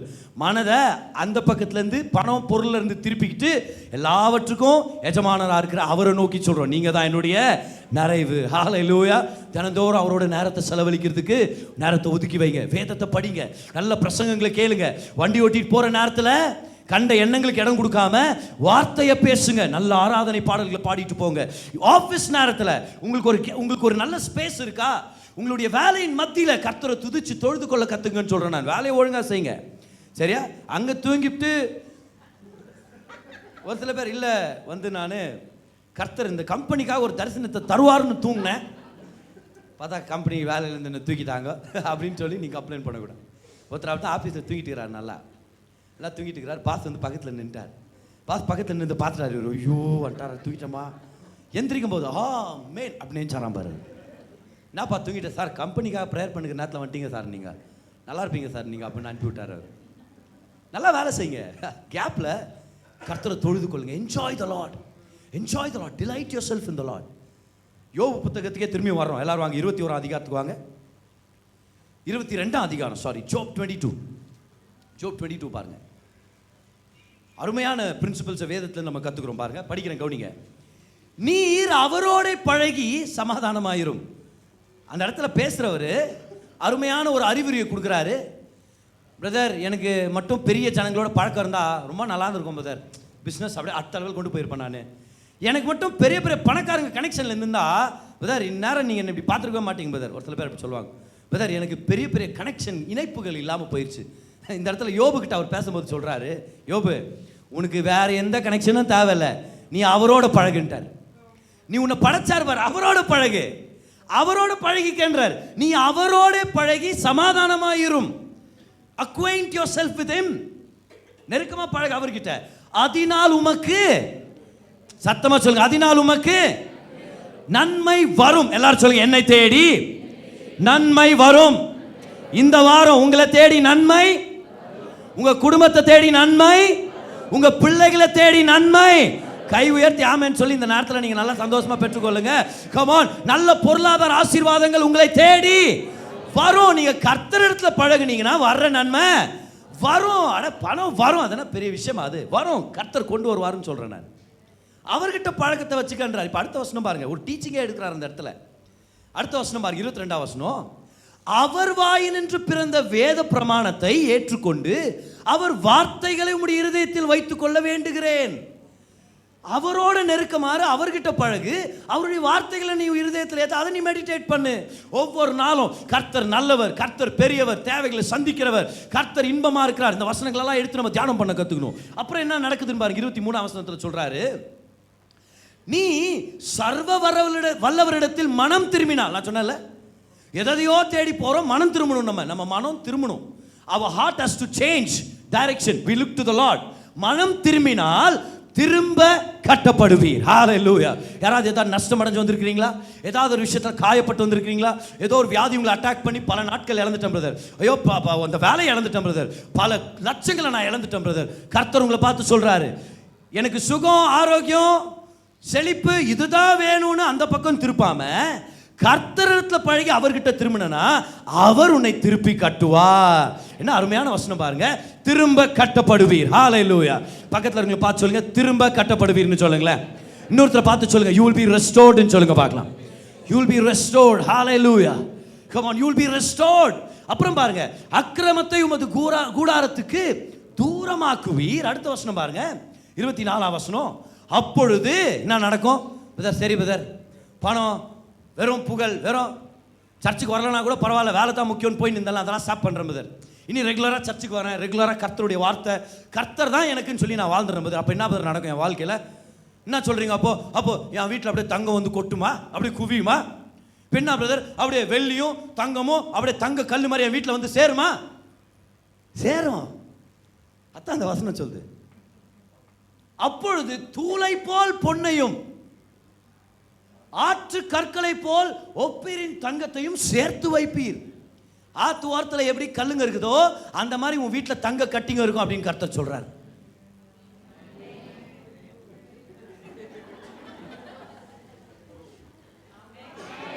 ஆற்று கற்களை போல் ஒப்பீரின் தங்கத்தை சேர்த்து வைப்பீர். உங்க வீட்டில் தங்க கட்டிகள் இருக்கும்ன்றாரு. அவன் பின்னாடி உட்கார்ந்து இருக்கிறவங்க வீட்டில் பார்க்கலாம் எவ்வளோ தங்கம் இருக்குதுன்னு சொல்லி பார்க்கலாம், வரப்போகுதுன்னு சொல்லி. இப்போ நான் உங்களை ஏதோ குஷிப்பற்றி அனுப்பி விடுறது இல்லை, ஒரு 10 மணி வரைக்கும் குஷிப்பற்றி அனுப்பி விடுறேன் ஆண்டவரே, அப்படி இல்லை. வசனத்தை எடுத்து உங்களுக்கு காமிக்கிறேன். இப்போ ஏற்பட்ட அளவுக்கு நீங்கள் நம்ப முடியுமா இருந்தா உங்களுடையது. இந்த அளவுக்கு துணிச்சலாம் நீங்கள் நம்புறதா இருந்தால் உங்களுடையதுன்னு சொல்கிறேன் நான். பாரு, இப்போ நீங்கள் சொல்லுங்க பார்க்கலாம், நம்மளுடைய மகிழ்ச்சி யாரு? தேவன். யாருக்குள்ள மன மகிழ்ச்சியா இருக்கணும் நம்ம? Who do we delight in? The Lord. When we delight in the Lord, what happens to us? என்ன நடக்குது நமக்கு? தங்கமும் வெள்ளியும் நம்மளை தேடி வருது, நம்ம அதை தேடி போறதில்லை, நம்மளை தேடி வருது பாருங்க. ஆற்று கற்களை போல் ஒப்பீரின் தங்கத்தையும் சேர்த்து வைப்பீர். அடுத்த வசனம் பாருங்க, மிக முக்கியமான வசனம். அப்படி வந்தாலும் நம்ம என்ன சொல்லுவோம் தெரியுமா? பாருங்க, அப்படி வந்தாலும் நம்ம என்ன சொல்லுவோம்னா, அப்பொழுது நம்ம சொல்லுவோமா, சர்வ வல்லவர் தாமே உமக்கு பசும் பொன்னும் உமக்கு சொக்க வெள்ளியுமாய் இருப்பார். பணம் வந்து கொட்டுமாம்பார், தங்கம் தூளை போல கிடைக்குமா, அப்படியே தங்க கட்டிங்க வீட்டில் இருந்தா கூட நம்ம சொல்லுவோமா, அவர் தான் என் பசும்பொன், அவர் தான் என்னுடைய விலையேற பெற்ற சொக்க வெள்ளியுமா இருக்கிறார், அட அவர் தான் என் மன நிறைவு, அவர் தான் எனக்கு எல்லாமே. தங்கத்துக்காக நன்றி, வெள்ளிக்காக நன்றி, என் தங்கமே நீங்க தான் ஆண்டவரே. அட எனக்கு இருக்க என்னை விட்டு எடுபடாத நல்ல பங்கு நீங்க தான், என்னுடைய மிகப்பெரிய பலனும் நீங்க தான். கர்த்தர் ஆபிரகாமை பார்த்து சொல்றாரு, I am your shield and your exceeding great reward. நானே உன்னோட கேடகமும் உனக்கு மிகப்பெரிய பலனுமாய் இருக்கிறேன். கர்த்தர் தான் நமக்கு எல்லாமே. மிகப்பெரிய ஐஸ்வர்யத்தை நீங்க அனுபவிக்கணும்னு கர்த்தர் விருப்பப்படுறாருன்றது உண்மைதான். ஆனா நம்ம கண்கள் கர்த்தர் மேல இருக்கணும், நம்ம நிறைவு கர்த்தரிடத்திலிருந்து வர்றதா இருக்கணும். என்ன அருமையா போதிக்கிறார் பாருங்க. அவர் சொல்றார், நீ என்ன கவலைப்படுற, தங்கம் தூள் மாதிரி புழுதியை போல அப்படியே கொட்டிக்கணும். புழுதி வந்து கணக்கு இல்லாமல் கிடைக்குது. புழுதிக்கு ஏதாவது கணக்கு இருக்குதா பாருங்க, புழுதிக்கு ஏதாவது அளவு இருக்குதா இந்த உலகத்தில்? அளவில்லாத அளவு உங்கள் வாழ்க்கையில் தங்கம் இருக்கும். அப்படியே கல்லுங்களை பார்க்குற மாதிரி தங்கத்தை பார்ப்பனி அப்படின்னா அர்த்தம், கர்த்தருக்கு முன்பதாக இந்த தங்கமாக எனக்கு கல் மாதிரி தெரியுது அப்படின்னீங்க நீங்கள். கர்த்தருக்கு முன்பதாக இந்த கோல்டெல்லாம் எனக்கு டஸ்ட் மாதிரி தெரியுது. இது ஒன்றும் பெரிய மேட்டர் இல்லை, அவர் தான் உண்மையான சம்பவமே. அவர் என்ன தொட்டாரு, அட அவர் அருமைப்பா பிரதர், உங்களுக்கு ஒரு உங்களுடைய மனைவிக்கு ஒரு நெக்லஸ் நான் ப்ரெசென்ட் பண்ணுறேன் பிரதர், உங்களுக்கு ஒரு கார் நான் ப்ரெசென்ட் பண்ணுறேன் பிரதர், உங்களுக்கு ஒரு அருமையான ஒரு ஆப்பர்ச்சுனிட்டி. நீங்கள் சொல்வீங்க thank you so much, thank you thank you. அப்புறம் நீங்கள் சொல்வீங்க, கர்த்தர் நீங்கள் இருக்கிறீங்க ஆண்டவர், இது பார்க்கும்போது சந்தோஷமாக இருக்குது, ஆனால் எந்த சந்தோஷமும் உங்களுக்கு ஈடாக இல்லை ஆண்டவர், நீங்கள் தான் என்னுடைய நிறைவாக இருக்கிறீங்க.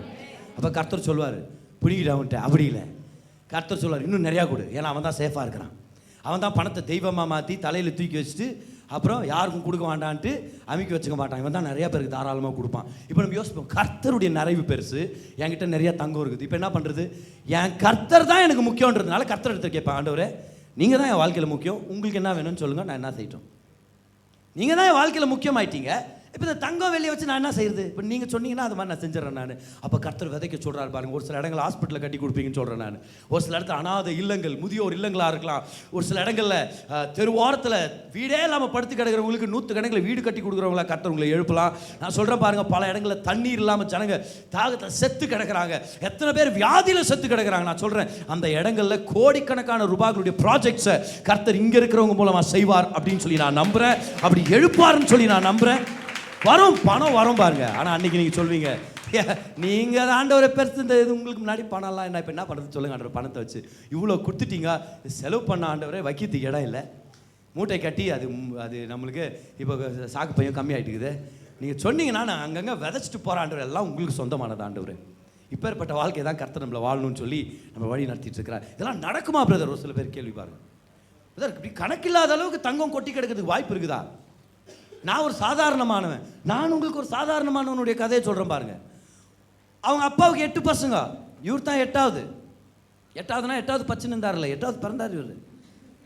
ஒரு நாள் அவங்க அப்பா வீட்டில் ஃபங்க்ஷனு, அவங்க அப்பா அவரை கூப்பிடல, அவன் சின்னவன், அவன்லாம் இன்னத்துக்கு லாய்க்கு, ராஜா செலெக்ஷனுக்கு அவனை கூப்பிடாதீங்கன்ட்டாங்க. இந்த தாவீதுன்றவன் சொற்ப ஆடுகளை மேய்த்து கொண்டவன். அவங்க அண்ணா அவனை பார்த்து திட்டுறான் பாருங்க, எங்கடா வந்த, அந்த சொற்ப ஆடுகளை யார்கிட்ட விட்டு வந்தேன்னு கேட்குற. அப்படின்னா அர்த்தம், இன்னும் ஆடு மெய் பண்ண உடனே ஆயிரக்கணக்கான ஆடுகளை மேய்ச்சி அப்படியே லாபத்தை பார்த்தவர்னு இல்லை, ஒரு சில ஆடுகளை மட்டும்தான் மந்தையில் வச்சு பாதுகாத்துட்டு இருந்தவர் தான் இந்த தாவீது. இந்த தாவீது ஒரு ராஜாவாக மாறுறாரு பாருங்க, கர்த்தர் ராஜாவாக்குறாரு தாவீதை. ஏன் அப்படின்னா, தாவீது ஒரு சங்கீதத்தில் எழுதுறாரு, அவர் சொல்றாரு, ஆண்டவரே உங்க உடன்படிக்கை பெட்டி எங்கன்னு கேட்குறாரு. இவர் எங்க ஆடு மேய்ச்சுன்னுக்கிற 17 வயசு பையன், இவர் என்ன கேள்வி கேட்கணும், ஆண்டவர் எங்கள் அப்பா என்ன ஃபங்க்ஷனுக்கு கூப்பிடல அப்படி கேட்டுருக்கணும். ஏன் என்ன மதிக்க மாட்டேங்கிறாங்க எல்லாரும் கேட்டுருந்துருக்கணும். எப்போ ஆண்டவரே நான் முன்னேறுவேன் அப்படி கேட்கணும். அதை விட்டுட்டு, ஆண்டவரே உடன்படிக்கை பெட்டி எங்க, எப்ராத்தால கேள்விப்பட்டேன், காடுகளில் இருக்கிறது கேள்விப்பட்டேன், ஆண்டவரே என் மனசில் ஒரு பொருத்தனை பண்ணுறேன் பாருங்க, ஒரு நாள் இந்த உடன்படிக்கை பெட்டியை இஸ்ரவேலின் நடுவில் இருக்கிற எருசலேமுக்கு கொண்டு வந்து அங்கே உங்களுக்கு ஒரு வாசஸ்தலம் கட்டணும் ஆண்டவரே. நான் இவர் ஆடு மேய்க்கிற மெய்ப்பெண், அவங்க அப்பாவே அவரை கண்டுக்க மாட்டேங்கிறார் அந்த குறிப்பிட்ட சம்பவத்தில். இவரே யாரும் பெருசா வேல்யூ பண்ணல, இவர் சொல்றாரு என்ன யாரும் வேல்யூ பண்ணல, ஆனா நான் உங்களை தான் வேல்யூ பண்றேன் ஆண்டவரே, எனக்கு ப்ரமோஷன் கிடைக்குதா முக்கியம் இல்லை, உங்களுக்கு ஒரு தேவாலயத்தை கட்டணும், பிரம்மாண்டமான ஆலயத்தை கட்டணும், இந்த உலகத்திலே அப்பேற்பட்ட ஒரு கட்டணம் கட்டப்பட்டிருக்க கூடாது, அவ்வளோ பிரம்மாண்டமா கட்டணும் ஆண்டவரே அப்படின்னு தான் இருதயத்தை கர்த்தர் மேல வச்சுட்டார் இவர். நம்ம பாடணும் தெரியுமா, ராஜாவும் மாளிகையில் ராப்பகலா அமர்ந்திருப்பேன், இதெல்லாம் பெர்க்மேன் ஐயா பாடுறதுக்கு முன்னாடி யார் பாடினது? தாவீது ராஜா. இவர் சொல்லவே இல்லை எனக்கு ஒரு பேலஸ் கொடுத்தீங்கன்னா நல்லா இருக்கும். அவர் சொல்றாரு உங்கள் பிரச்சனை தான் ஆண்டவர் என் பேலஸ். அவர் எழுதின சங்கீதத்தை தான் நம்ம படிச்சுன்னு இருக்கிறோம். கர்த்தருக்குள் மனமகிழ்ச்சியாயிரு. கண்டவன் உயர்றான், நீ ஏன் கவலைப்படுற?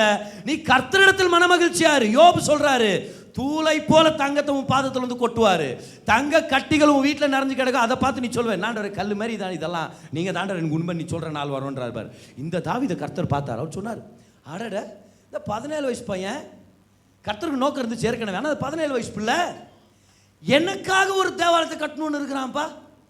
ஏன் நோக்கங்களை அவன் இருதயத்தில் வச்சு என்னதான் ஒரு பெரிய விஷயமா பார்க்குறான். என்னை பார்த்து கர்த்தரின் மெய்ப்பரா இருக்கிறீர் என்றாரு, என்னை பார்த்து அப்படி புகழ்றானே, உங்க சமூகம் தான் வேணும்னு புகழ்றானா, இவங்கிட்ட பணத்தை கொடுத்தா இவன் கரெக்டாக எனக்கானதை செய்வான்னு சொல்லி இவனை ராஜாவாக்கி போகிற யுத்தத்திலலாம் வெற்றியை கொடுத்து, ஏன் வெற்றியை கொடுக்கணும்? ஒவ்வொரு யுத்தத்துலையும் அப்போ தான் கொள்ளை பொருள் கிடைக்கும். பிசாசுக்கு சொந்தமான அத்தனை தங்கம் வெள்ளி வைடூரியம்லாம் ஜெயிக்கிற ராஜாவுக்கு தானே. அத்தனையும் வாரி கொண்டு வர்றான் பாருங்க. கொண்டு வந்து ஒரு நாள் தாவீது சொல்றார், நான் தேவனுக்காக ஒரு ஆலயத்தை கட்ட போகிறேன் நான் சொல்றாரு. தாவீது, நல்ல விருப்பம் தாவீது, ஆனா நீ கட்டாதப்பா, உன் மகன் நான் கட்ட போறான்னு. உடனே தாவீது சொல்றார், சரி அப்படியே ஆகட்டும். மகனை கூப்பிட்டு பேசுறார். சாலமன் வர்றார். தம்பி சாலமன், தேவனுக்காக ஒரு அருமையான பிரம்மாண்டமான ஆலயத்தை நான் கட்டணும்னு சொல்லி விருப்பப்படுறேன், அதுக்காக என்னுடைய சிறிய காணிக்கை நான் கொடுக்குறேன்ட்டு ஒரு காணிக்கையை கொடுத்தாரு. எவ்வளோ சொல்லுங்க சிறிய காணிக்கையை கொடுத்தாரா? ஒருத்தர் கணக்கு போட்டு சொல்றாரு, 3000 கிலோ தங்கத்தை கொடுத்தாராம் பாருங்க. 3000 kgs கோல்டு. 1 kg கோல்டு இருந்தால் அவரை நம்ம என்ன யோசிக்கிறோம்? நம்ம பிதர் 1 கிலோ தங்கம் இருக்கு நான் தரோம் வீட்டில். தாவீது சிரிப்பாரு அப்படின்வாரு, 1 kg 3000 kg 3000 கிலோ தங்கத்தை கடவுளுக்கு காணிக்கா கொடுத்துட்டு 7000 கிலோ வெள்ளியை கொடுத்தாராம் பாரு. 7000 கிலோ வெள்ளியை கொடுத்து, அப்புறம் வைர வைடூரிய கற்கள் எல்லாத்தையும் அது வேற தாராளமாக கொடுத்து, நிறைய விலை உயர்ந்த மர பலகைகள் அது எல்லாத்தையும் வேற கொடுத்து, என்னன்னு தேவனுக்காக ஒரு பெரிய ஒரு ஆலயத்தை கட்டு. சொல்லுங்க, ஒரு ஆடு மேய்க்கிற பிள்ளை, 17 வயசுல ஒதுக்கப்பட்ட ஒரு ஆடு மேய்க்கிற பிள்ளை எப்படி 3000 கிலோ தங்கத்தை பெரிய விஷயமாவே நினைக்காம அப்படியே கர்த்தருக்கு கொடுத்தாரு? சொல்லுங்க, நடந்துச்சா இல்லையா? அது கற்களை போல கர்த்தர் உங்க வீட்டில் தங்க கட்டிகளை கொண்டு வந்து சேர்க்க முடியும். உங்க இருதயம் கர்த்தர் மேல இருந்தது உண்மையா இருந்தா. நீங்க கர்த்தரை பார்த்து நீங்க தான் ஏன் நிறைவுன்னு சொல்லிட்டீங்கன்னா, பணமும் பொருட்களும் உங்களை தேடி வரும். வந்த உடனே நீங்க சொல்லுவீங்க, நீங்க தாண்டவர் இன்னைக்கு எல்லாமே இதை வச்சு என்ன பண்றது நீங்களே சொல்லிருங்கன்னு. அப்புறம் நீங்க நம்ம அனுப்புவோம் பாருங்க, பல பேருக்கு அனுப்புவோம், பல பேர் ஆசீர்வதிப்போம், பல பேருக்கு நம்ம நன்மையை செய்வோம். ஹல்லேலூயா. பக்கத்தில் உங்களை பார்த்து ஒரு விஷயத்தை தெளிவா சொல்லுங்க. பணத்தை பொறுத்த வரைக்கும் உங்க இருதயத்தை சுத்தமா வைங்க. பணம் தெய்வமாக, பணத்தை ஒரு ஆதாரமாக, பணத்தை ஒரு அடையாளமாக, எஜமானாக நம்ம பிடிச்சு வச்சுக்கவே கூடாது. பணத்தை எப்பவுமே ஒரு வேலைக்காரனாக, ஒரு கருவியாக அப்படிதான் நம்ம பார்க்கணும் பாருங்க. பணத்தை தேவன் தான் நம்முடைய ஆதாரம், நம்முடைய கடவுள் எல்லாமே. பணத்தை வேற அப்படிதான் பார்க்கணும் பாருங்க. இருதயத்தில் பணத்தை பொறுத்த வரைக்கும் நம்ம இன்டென்ஷன்ஸை கிளியராக வைக்கணும். என்னுடைய பாஸ்டர் என்கிட்ட பல தடவை ரிமைண்ட் பண்ணுற விஷயம் என்னன்னா, கிரேஸ்வன் பணத்தை பொறுத்த வரைக்கும் இன்டென்ஷன்ஸை கிளியராக வை. பணம் வரும், ஆனால் வர்ற பணத்தை, பணம் வருமோ எப்படி வருமோ, இவர் கொஞ்சம் நிறையா தருவார், இவர்கிட்ட நல்லா பேசலாமா, இவர்கிட்ட போனால் இவர் அவரோட கனெக்ட் பண்ணி விடுவார், அதனால் இவரை நைஸ் பண்ணலாமா, அப்படி போயிடாத, அதுன்னு சொல்லி தருவார் பாருங்க. பணத்தை பொறுத்த வரைக்கும் இன்டென்ஷன்ஸ் கிளியராக வை. கிளியராக வச்சுக்க. என்னோட தம்பிமார்கள்ட்ட தான் நான் சொல்லிக் கொடுக்குறேன், நம்மள்ட்ட ஊழியத்தில் இருக்கிறவங்கள்ட்ட நான் சொல்லிக் கொடுக்குறேன் பாருங்க. காணிக்கே வருதுன்றதுனால இமீடியட்டாக ஓகே நீ சொல்லிடவே கூடாது. அந்த இடத்துல கர்த்தருடைய வார்த்தையை கனப்படுத்துறாங்களா, கர்த்தருடைய வெளிப்பாடுகளுக்கு அவங்க இருதயம் திறந்திருக்குதா, அப்போ நீ போகலாம். போகும்போது என்ன சொல்லிட்டு போகணும்? ஆண்டவரே, அவங்க கொடுக்குற காணிக்கைக்காக நான் போல, இந்த வார்த்தை அநேகர் ஆசீர்வதிக்க போறதுன்றதுக்காக நான் போயிட்டு இருக்கிறேன். இந்த வார்த்தை மேல அவங்க வாஞ்சியா இருக்கிறதுனால போறேன். காணிக்கே வரலனாலும் உங்களுக்கு ஊழிய செய்த நிறைவோட நான் திரும்பி வர நான் ஆயத்தமா இருக்கிறேன் அப்படின்ற அந்த உள்ளத்தை நம்ம வளர்த்துக்கொள்ள வேண்டியதா இருக்கிறது. Keep your intentions clear. Write this down in your notes. When it comes to money, keep your intentions clear. Keep your motives clear. இருதயத்தை சுத்தமா வச்சுக்க. அந்த விஷயத்துல பணத்தை தேடி போறவன் நிறைய தடவை அந்த நிறைவை அனுபவிக்கிறதே இல்லை. ஆனால் கர்த்தரும் கர்த்தருடைய பிரசனமும் கர்த்தருடைய நோக்கத்தை தேடி போறவனுக்கு பணம் கணக்கில்லாமல் வரும். கர்த்தர் பல சர்ப்ரைஸுங்களை பண்ணுவார், கர்த்தர் ஆசீர்வதிப்பார், கர்த்தரே ஸ்பான்சர் பண்ணுவார் உங்களுடைய கனவுகள்னு சொல்கிறேன் நான். பாருங்க, இந்த அருமையான நபர் நல்ல ஒரு விசுவாசி, கர்த்தரை நம்புகிற ஒரு தேவ மனிதன். அநேகருக்கு நல்லா படிக்கும்படி ஒரு ஸ்கூல் கட்டணும்னு அவருக்கு ஒரு விருப்பம், சமுதாயத்துக்கு சேவை செய்யணும் அப்படின்னு. உடைய வீட்டுக்கு பின்புறத்தில் ஒரு 10 ஏக்கர் நிலம் இருந்திருக்குது. சரி, அதை போய் கேட்டு நம்ம ஒரு ஸ்கூல் கட்டலாங்க அப்படின்னு சொல்லி அவர் விருப்பப்பட்டிருக்கிறார் பாருங்க.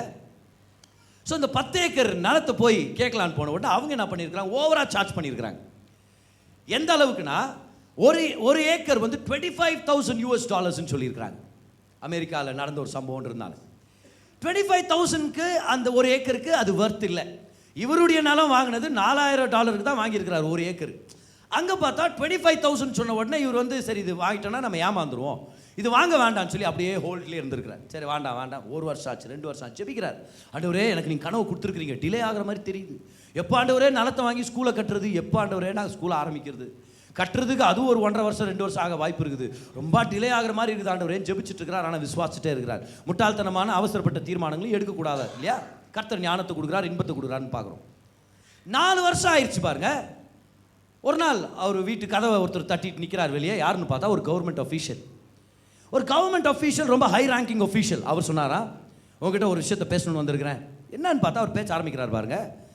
இவர் ஒரு வீடு இருந்ததுக்கு ஆப்போசிட் ஏரியாவில் ரோட்டு ஓரமாக ஒரு பிரைம் லொகேஷன் ப்ராப்பர்ட்டி 120 ஏக்கர் நிலம் இருக்குது, அது நீங்கள் வாங்கிக்கிறீங்களா அப்படின்னு.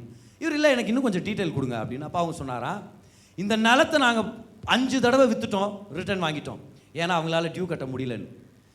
5 தடவை ப்ரீ க்ளோஸ் ஆயிடுச்சு. இது நம்ம என்ன பண்ணுறது நம்மளுக்கு தெரில, 4 க்ளோஸ் ஆயிடுச்சு, என்ன பண்ணுறதுன்னு தெரில. அதனால நீங்கள் ஏதோ நிலத்தை தேடுறீங்களா, உங்கள்கிட்ட விற்றுட்டு போகலான்னு வந்தோம் நாங்கள். இப்போ இவர் சொன்னாரா, சரி நீங்கள் என்ன விலையை நீங்கள் கோட் பண்ணுறீங்கன்னு. அவங்க சொன்னாங்களாம் பாருங்கள், $200,000 சொன்னாங்களா. ஆக்சுவலாக அப்படி கணக்கு பார்த்தா என்ன வருது தெரியுமா, ஒரு ஏக்கருக்கு, அவங்க 120 ஏக்கர்னா ஒரு ஏக்கருக்கு ஏறக்குறைய ஒரு $1,600 தான். அது அவங்க சொன்னது $25,000. இப்போ கவர்மெண்ட் கொண்டு வர பிரைஸ் என்னது, 120 ஏக்கருக்கு $1,600 தான் ஒரு ஏக்கருக்குன்னு. உடனே இம்மிடியேட்டாக அப்படியே டீலை செட்டில் பண்ணி முழு நிலத்தை வாங்கிட்டாராம். ஆனால் ப்ளஸ் பாயிண்ட் என்ன தெரியுமா, அந்த 120 ஏக்கர் நிலத்தில் ஏற்கனவே 9 பெரிய பெரிய பில்டிங்ஸ் கட்டி இருக்குது. அந்த பில்டிங்கை போய் பார்த்தா இவருடைய ஸ்கூல் தரிசனத்தை நிறைவேற்றும்படி ஏதுவாக இருக்குது, கரெக்டா இருக்குது. இவர் நினைச்சு பார்த்ததை விட அதிகமானதை சுலபமாவோ ஆசீர்வாதமாவோ கர்த்தர் கொண்டு வந்தார். நோக்கங்கள் சரியா இருந்தா, எண்ணங்கள் பியூரா இருந்துச்சுன்னா, நம்மளுடைய சித்தங்கள் தேவனுக்கு நேராக இருந்துச்சுன்னா, பணம் பொருளாதாரத்தை பற்றி நம்ம ரொம்ப கவலைப்பட தேவையில்லை. கர்த்தர் நம்ம இருதயத்தை பார்த்துட்டு இருக்கிறார். அன்னைக்கு தாவீதுடைய இருதயத்தை பார்த்தது போல கர்த்தர் நம்ம இருதயத்தை பார்க்குறார். அவர் சொல்றாரு, நான் தான் உன் வாழ்க்கையில் முதல், என் நோக்கங்கள் தான் உன் வாழ்க்கையில் முக்கியமான நோக்கங்கள்னா, அப்போ உன்னை தேடி பணம் வரும்படி நான் செய்வேன், உன்னை தேடி பொருளாதாரம் வரும்படி செய்வேன், உன்னை நான் உயர்த்துவேன், உன்னை நான் ஆசீர்வதிப்பேன். ஹல்லேலூயா, ஆமென். எத்தனை பேர் இந்த வசனத்தை நல்லா கவனிச்சுட்டு இருக்கிறீங்க இந்த நேரத்தில்? ஹல்லேலூயா. எல்லாரும் வாங்க, நம்ம எல்லாரும் சேர்ந்து படிக்கலாம். சங்கீதம் 37 சங்கீதம் 37 1லேருந்தே படிக்கலாமா? இன்ட்ரெஸ்டிங்காக இருக்கு இல்லையா? 1லேருந்தே படிக்கலாம் பாருங்க. கர்த்தர் எவ்வளோ அருமையாக பேசுகிறார். சொல்றாரு, பொல்லாதவைகளை குறித்து எரிச்சல் அடையாதே. அதான் ஐயோ முன்னேறாங்களே நீ வைத்தறிச்சல் படாத. நியாயக்கேடு செய்கிறவர்கள் மேல் பொறாமை கொள்ளாதே. ஏன்? ஏன்னா அவங்க உனக்காக வேலை செஞ்சுங்கிறாங்கன்றாரு. அவர்கள் புல்லை போல் சீக்கிரமாய் அறுப்புண்டு பசு பூண்டை போல் வாடி போவார்கள். ஆனா நீ என்ன பண்ணு, நீ கர்த்தரை நம்பு, அவரை பிடிச்சுக்க, நன்மை செய், இருக்கிறத வச்சு தாராளமா கொடுத்துட்டே வா. தேசத்தில் குடியிருந்து சத்தியத்தை மேய்ந்து கொள், கர்த்தரிடத்தில் மனமகிழ்ச்சியாயிரு, அவர் உன் இருதயத்தின் வேண்டுதல்களை உனக்கு அருள் செய்வார். நீ ஜெபிக்கிறத கர்த்தர் செய்வார். உனக்கு ஆன்சர்ட் பிரேயர்ஸ் நடக்கும். உன் இருதயம் கரெக்டாக இருக்கும்போது, உன் இருதயம் தேவனுக்கு நேராக இருக்கும்போது ஆன்சர்ட் பிரேயர்ஸ் நீ பெற்றுக்கொள்ளுவ. இப்போ பாருங்க என்ன நடக்குதுன்னு சொல்லி பாருங்க. 5ஆம் வசனம், உன் வழியை கர்த்தருக்கு ஒப்புவித்து அவர் மேல் நம்பிக்கையாரு, அவரே காரியத்தை வாய்க்க பண்ணுவார். உன் வழினா என்ன அர்த்தம்? இப்போ ஏமாத்த போகாத யாரையும் பணத்துக்காக.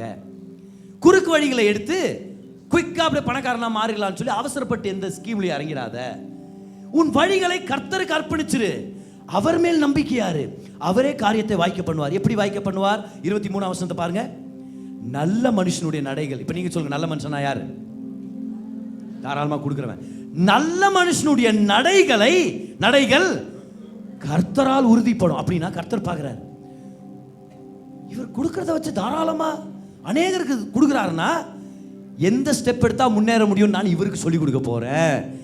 இவருக்கு நான் நடைகளை உறுதிப்படுத்துவேன், அவனுடைய வழியின் மேல் அவர் பிரியமாயிருக்கிறார். See, when you delight yourself in the Lord, கர்த்தரே உங்களை வழி நடத்த ஆரம்பிக்கிறார். வழி நடத்தி என்ன செய்ய போறாருன்னு பாருங்க. உங்களுக்கு இப்ப பாரு, அருமையா இருக்குது பாருங்க. அப்படியே வாங்க எல்லாருமே 9ஆம் வசனத்துக்கு வாங்க. 9ஆம் வசனத்துக்கு வாங்க. பொல்லாதவர்கள் அறுப்புண்டு போவார்கள், கர்த்தருக்கு காத்திருக்கிறவர்களோ. அப்ப இது சாதாரண நடக்கிற விஷயம் இல்லை, காத்திருக்கணுமா இருக்குது. இது கொஞ்சம் டைம் எடுக்கும். காத்திருக்கிறவர்களுக்கோ என்ன நடக்குதுன்னு பாருங்க. பூமியை சுதந்திரித்துக் கொள்வார்கள். பரலோகத்தையா பூமியவா? கரெக்டாக பேசுங்க. பரலோகத்தையா பூமியவா? நம்ம பரலோகத்தை பற்றி பேசுகிறோம். ஆண்டவரே எப்போ போவேனோ, எப்போ செல்வேனோ என்று காண்பேனோ. ஆண்டவர் சொல்லார், காண்கிற நேரத்தில் காணலாம், போகிற நேரத்தில் போகலாம். இப்போதைக்கு உனக்கு ஒரு வேலை வச்சுக்கிறேன். இன்னும் நீ சுதந்திரிக்காதது பூமியை தான். ஒரு சில பேர் சொல்லுவாங்க, வாங்க பரலோகத்தை சுதந்திரித்து கொள்ளலாம். ஒன்றும் சுதந்திரிக்க தேவையில்லை, ஏற்கனவே நம்மளுக்கு சொந்தமாயிடுச்சு. அது நம்ம அப்பாவின் வீடு. எப்படியாவது பரலோகத்துக்கு செல்வீர்களா, ஆயத்தமா? எப்போ இயேசு ஏற்றுக்கிட்டோன்னா அப்போவே ஆயத்தம். அதை பற்றி நான் 100 பிரசங்கம் என்ன எடுக்கணும், அதை பற்றி ஒரு காட்டு கூச்சல் போட்டு என்ன பண்ணுறதுன்னு இந்த நேரத்தில் இந்த பூமியை தான் சுதந்திரிக்காமல் விட்டோம். அதை தான் நம்ம சுதந்திரிக்கணுமா இருக்கு. பரலோகத்துக்கு போக வேண்டிய நேரத்தில் போகலாம், சரியா? பார்க்க வேண்டிய நேரத்தில் என்று காண்பேனோ அன்று காண்போம். கவலைப்படாதீங்க, இப்போதைக்கு பூமியை சுதந்திரிக்கணும். அதுதான் நம்மளுடைய வேலை. பூமியை சுதந்திரிக்கணும். அதே எத்தனை தடவை சொல்கிறாரு பாருங்க. 9ஆம் வசனத்தை சொன்னாரா பூமியை சுதந்திரித்துக் கொள்ளுன்ட்டு. இப்போ 11ஆம் வசனத்தை பாருங்க. சாந்த குணம் உள்ளவர்கள் அப்படின்னா என்ன அர்த்தம்? அவன் வளர்றான் இவன் வளர்றான் எரிச்சல் இல்லாமல் சாந்த குணம் உள்ளவனுக்கு பூமியை சுதந்திரித்து மிகுந்த சமாதானத்தினால் மனமகிழ்ச்சியாக இருப்பார்கள். பரலோகத்தையா பூமியவா? பூமியை சுதந்திரித்துக் கொள்ளுன்ற அப்படின்னா பூமிக்குரிய நன்மைகள் உன்னுடையது. வீடு நிலம் தங்கம் பணம் உயர்வுகள் இதெல்லாம் உன்னுடையது. இது நீ சுதந்திரிச்சுக்குவன்னு கர்த்தர் சொல்றார். இன்னொரு வருஷத்துக்கு போலாம். 22ஆம் வருஷத்துக்கு வாங்க. அவரால் ஆசீர்வதிக்கப்பட்டவர்கள் யார்? அது பக்கத்தில் ஒரு பார்த்து சொல்லுங்க, நான் தான் சொல்லுங்க. அவங்கள்ட்ட மறந்துட போறாங்க அவங்க. அவரால் ஆசீர்வதிக்கப்பட்டவர்கள் பூமியை சுதந்திரித்துக் கொள்வார்கள். ஹல்லேலூயா. அவரால் ஆசீர்வதிக்கப்பட்டவர்கள் பூமியில் நொந்து நூலாகி பரலோகத்துக்கு வந்து சேர்வார்கள் அப்படின்னு போடல, பூமியை சுதந்திரித்துக் கொள்வார்கள். 29ஆம் வசனத்தை பாருங்க, verse 29. நீதிமான்கள், இப்ப சொல்லுங்க யாரை பத்தி பேசுறேன்? அதை உங்களை பத்தா பேசுகிறேன். நீதிமான்கள் பூமியை சுதந்திரித்துக் கொண்டு என்றென்றைக்கும் அதிலே வாசமாய் இருப்பார்கள். 34ஆம் வசனத்துக்கு வாங்க, verse number 34 பாருங்க. இந்த வசனத்தை நீங்க ஒரு பாக்ஸ் பண்ணிக்கணும்னு நினைக்கிறேன் உங்களுடைய பைபிள்ல. இதை நீங்க ஸ்டார் பண்ணிக்கணும் உங்களுக்காக. இந்த வசனத்தை, நீ கர்த்தருக்கு காத்திருந்து அவருடைய வழியை கைக்கொள், அப்பொழுது நீ பூமியை சுதந்திரித்துக் கொள்வதற்கு அவர் உன்னை உயர்த்துவார். பதர் இப்ப இருக்கிற நிலைமையில நான் பூமியை சுதந்திரிக்க முடியல பதர், ஒரு நிலம் கூட வாங்க முடியல பதர். கர்த்தர் சொல்ல, உன்னை உயர்த்துவேன். உன்னை உயர்த்தும் போது நீ பூமியை சுதந்திரித்துக் கொள்வாய். உன்னை உயர்த்துவேன். உயர்வு வருது, கமான், உயர்வு வருதுன்னு சொல்லிட்டு இருக்கிறேன் நான். உங்களை நோக்கி உயர்வுகளை கர்த்தர் கொண்டு வருவார். பிரதர் இப்போதைக்கு நான் பூமியை சுதந்திரிக்கிற நிலைமையில இல்ல பிரதர். நான் கர்த்தர் சொல்றார், எனக்கு தெரியும், ஆனா நீ நல்லவனா இருக்கிற, இருக்கிறத வச்சு கொடுக்கிறவனா இருக்கிற, என்ன நம்புறவனா இருக்கிற, நான் தான் உனக்கு எல்லாமே சொல்லி என்ன கொண்டாடிட்டு இருக்கிற, எனக்குள் மன மகிழ்ச்சியா இருக்கிறல, நான் உன்னை உயர்த்துவேன். பூமியை சுதந்திரித்துக் கொள்ளும்படி உன்னை உயர்த்துவார். துன்மார்க்கர் அறுப்புண்டு போவதை நீ காண்பாய். எத்தனை தடவை பார்த்தோம் பூமியை சுதந்திரித்துக் கொள்வாய் சொல்லி? 5 தடவை பார்த்தோமா? ஒரே சங்கீதத்தில் 5 தடவை. நம்ம என்னடா, ஆண்டவரே எப்போ ஆண்டவரே பரலோகத்துக்கு வருவேன். ஆண்டவர் சொல்லார், பரலோகத்துக்கு எப்போ வேணா வரலாண்டாப்பா ராசா, ஆனால் பூமியில் தானே வேலை இருக்குது, அங்கே செய்யுங்கப்பா. எனக்காக சுவிசேஷத்தை பிரசங்கம் பண்ணுங்க, எடுங்க, சர்ச்சுங்களை கட்டுங்க, பரவாயில்ல, ஒன்றும் பிரச்சனை. பாருங்க, சர்ச்சு கட்டக்கூடாதுனால ஒன்றுமே இல்லை.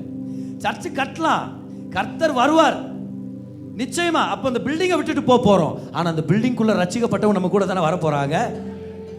சொல்லுங்க பார்க்கலாம். நான் கூட அப்படி தான் ஒரு பல வருஷங்கள் இருந்தோம். தெருவிலே தான் நம்ம இருந்தோம். தெருவிலே தான் நம்மளுடைய ஆராதனை நடந்துச்சு. ஒரு சில பேர் நம்புறது ரொம்ப கஷ்டமாக இருக்கும். ஆனால் பல வருஷங்களாக தெரு ஓரத்தில் தான் நடத்தியிருக்கிறேன் ஜெபமே. ஞாயிற்றுக்கிழமை ஆராதனையே சாயங்கால ஆராதனை தான் தெருவில் தான் நடத்தியிருக்கிறோம் ப்ரேயர் நம்ம. ஆனால் உண்மையாக பாருங்க, மழை வரும், குளிராக இருக்கும், ஊர் பண்டிகையின் சத்தம், கொசு தொல்லை, காக்ரோச். ஒரு நாள் பிரசங்கம் பண்ணுகிற ஒரு காக்ரோச் வந்து என் மேலே உட்காந்து பிரசங்கத்தை கவனிச்சுருக்குது. பால்கனியில் உட்காந்துக்கிற பாருங்க, பார்க்குறேன். ஒரு நாள் பிரசங்கம் பண்ணுகிற ஒரு நாய் வந்து பக்கத்தில், ரியலாக கம்யூனியன் நேரத்தில் கம்யூனியன் கையில் இப்படி எத்துனுங்கிற பக்கத்தில் ஒரு நாய் வந்து பார்த்துனுக்குது. எல்லாரையும் பார்த்துன்னு கரெக்டாக எடுக்கிறாங்களா இல்லையா பார்த்துனுங்கிற. பாஸ்டர் நீ கேடு பாஸ்டர்ன்ற மாதிரி ஒரு தடவை பிரசங்கம் பண்ணுகிறேன், தெருவில் நின்றா பிரசங்கம் பண்ணுகிறேன்.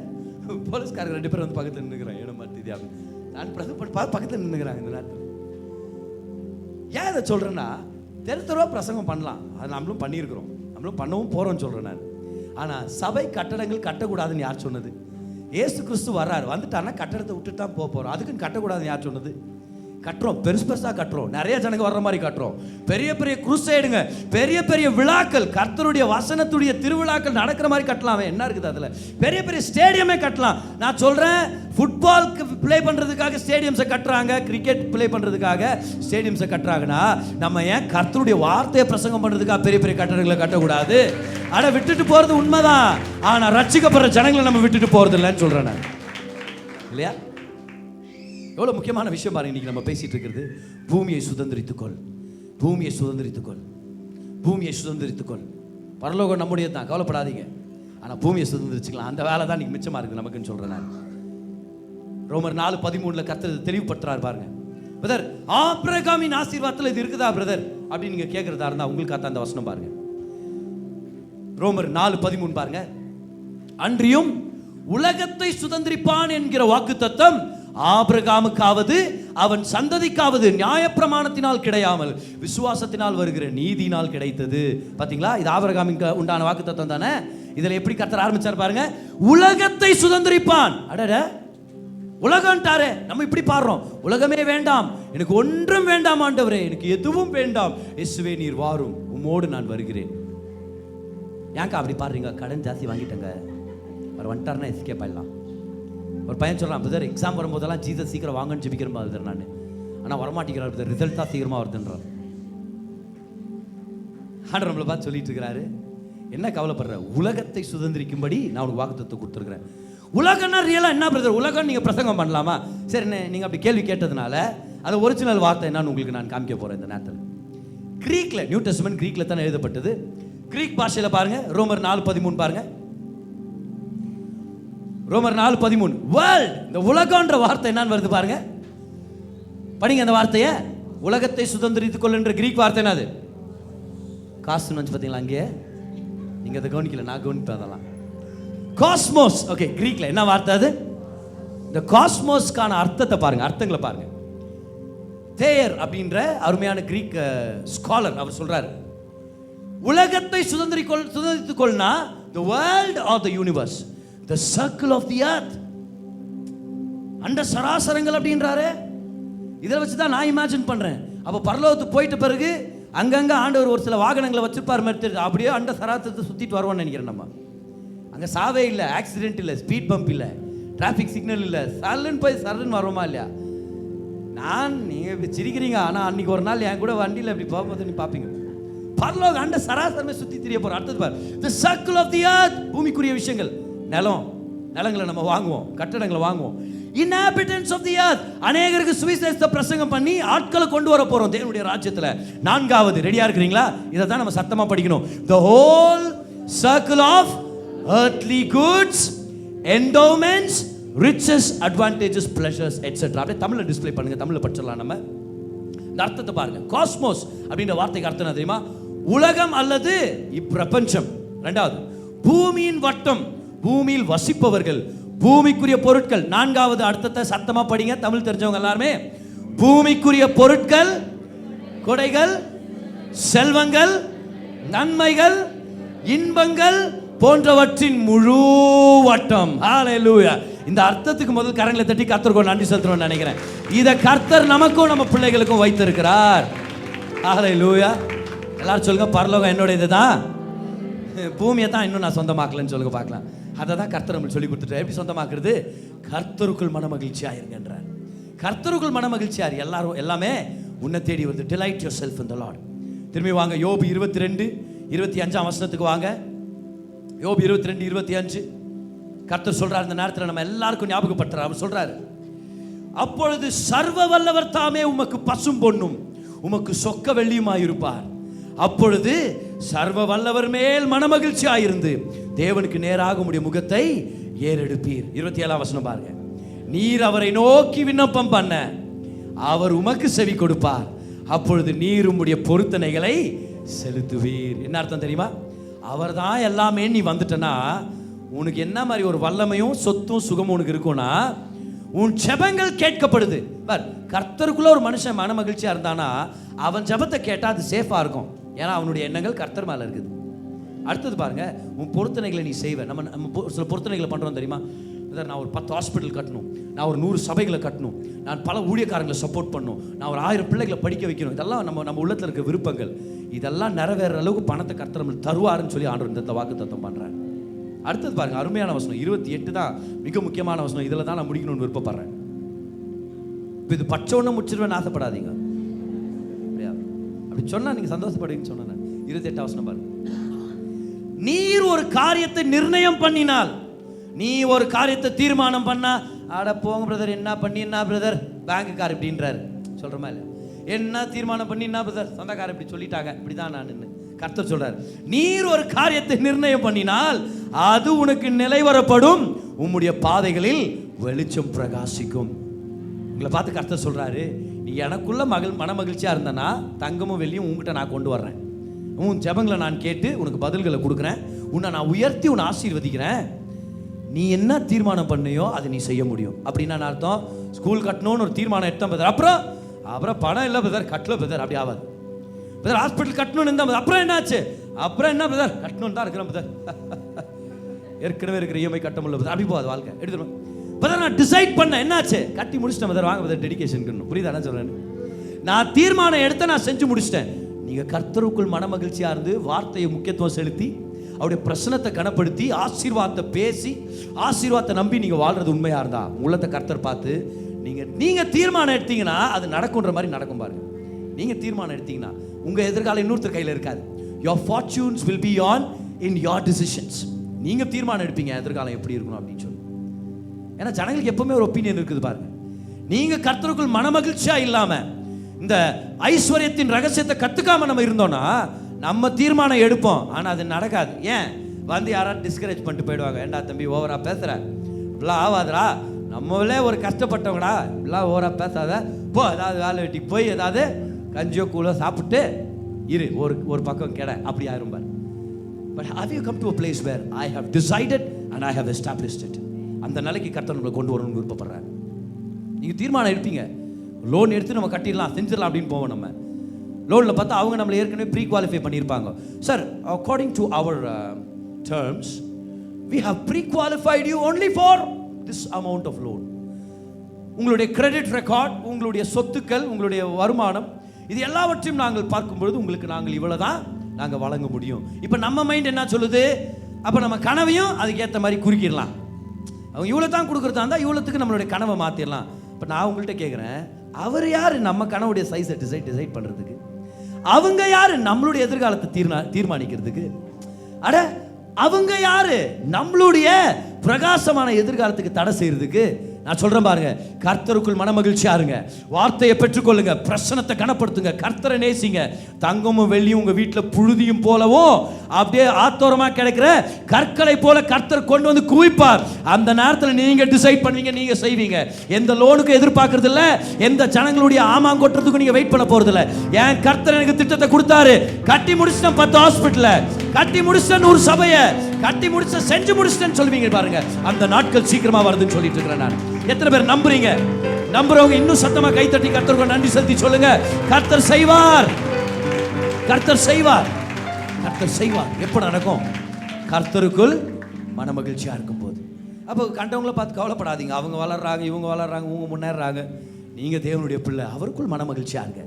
Spend time with him. அவர் தான் உங்களுடைய சொக்க தங்கம் அப்படின்ற ஒரு எண்ணத்துக்கு வாங்க.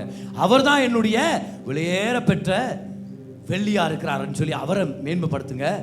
அவர் தான் உங்கள் வாழ்க்கையில் மிக முக்கியமான சொத்து. நீங்கள் வரும்பொழுது தங்கமும் வெள்ளி உங்கள் காலில் வந்து சேரும்னு சொல்கிறேன் நான்.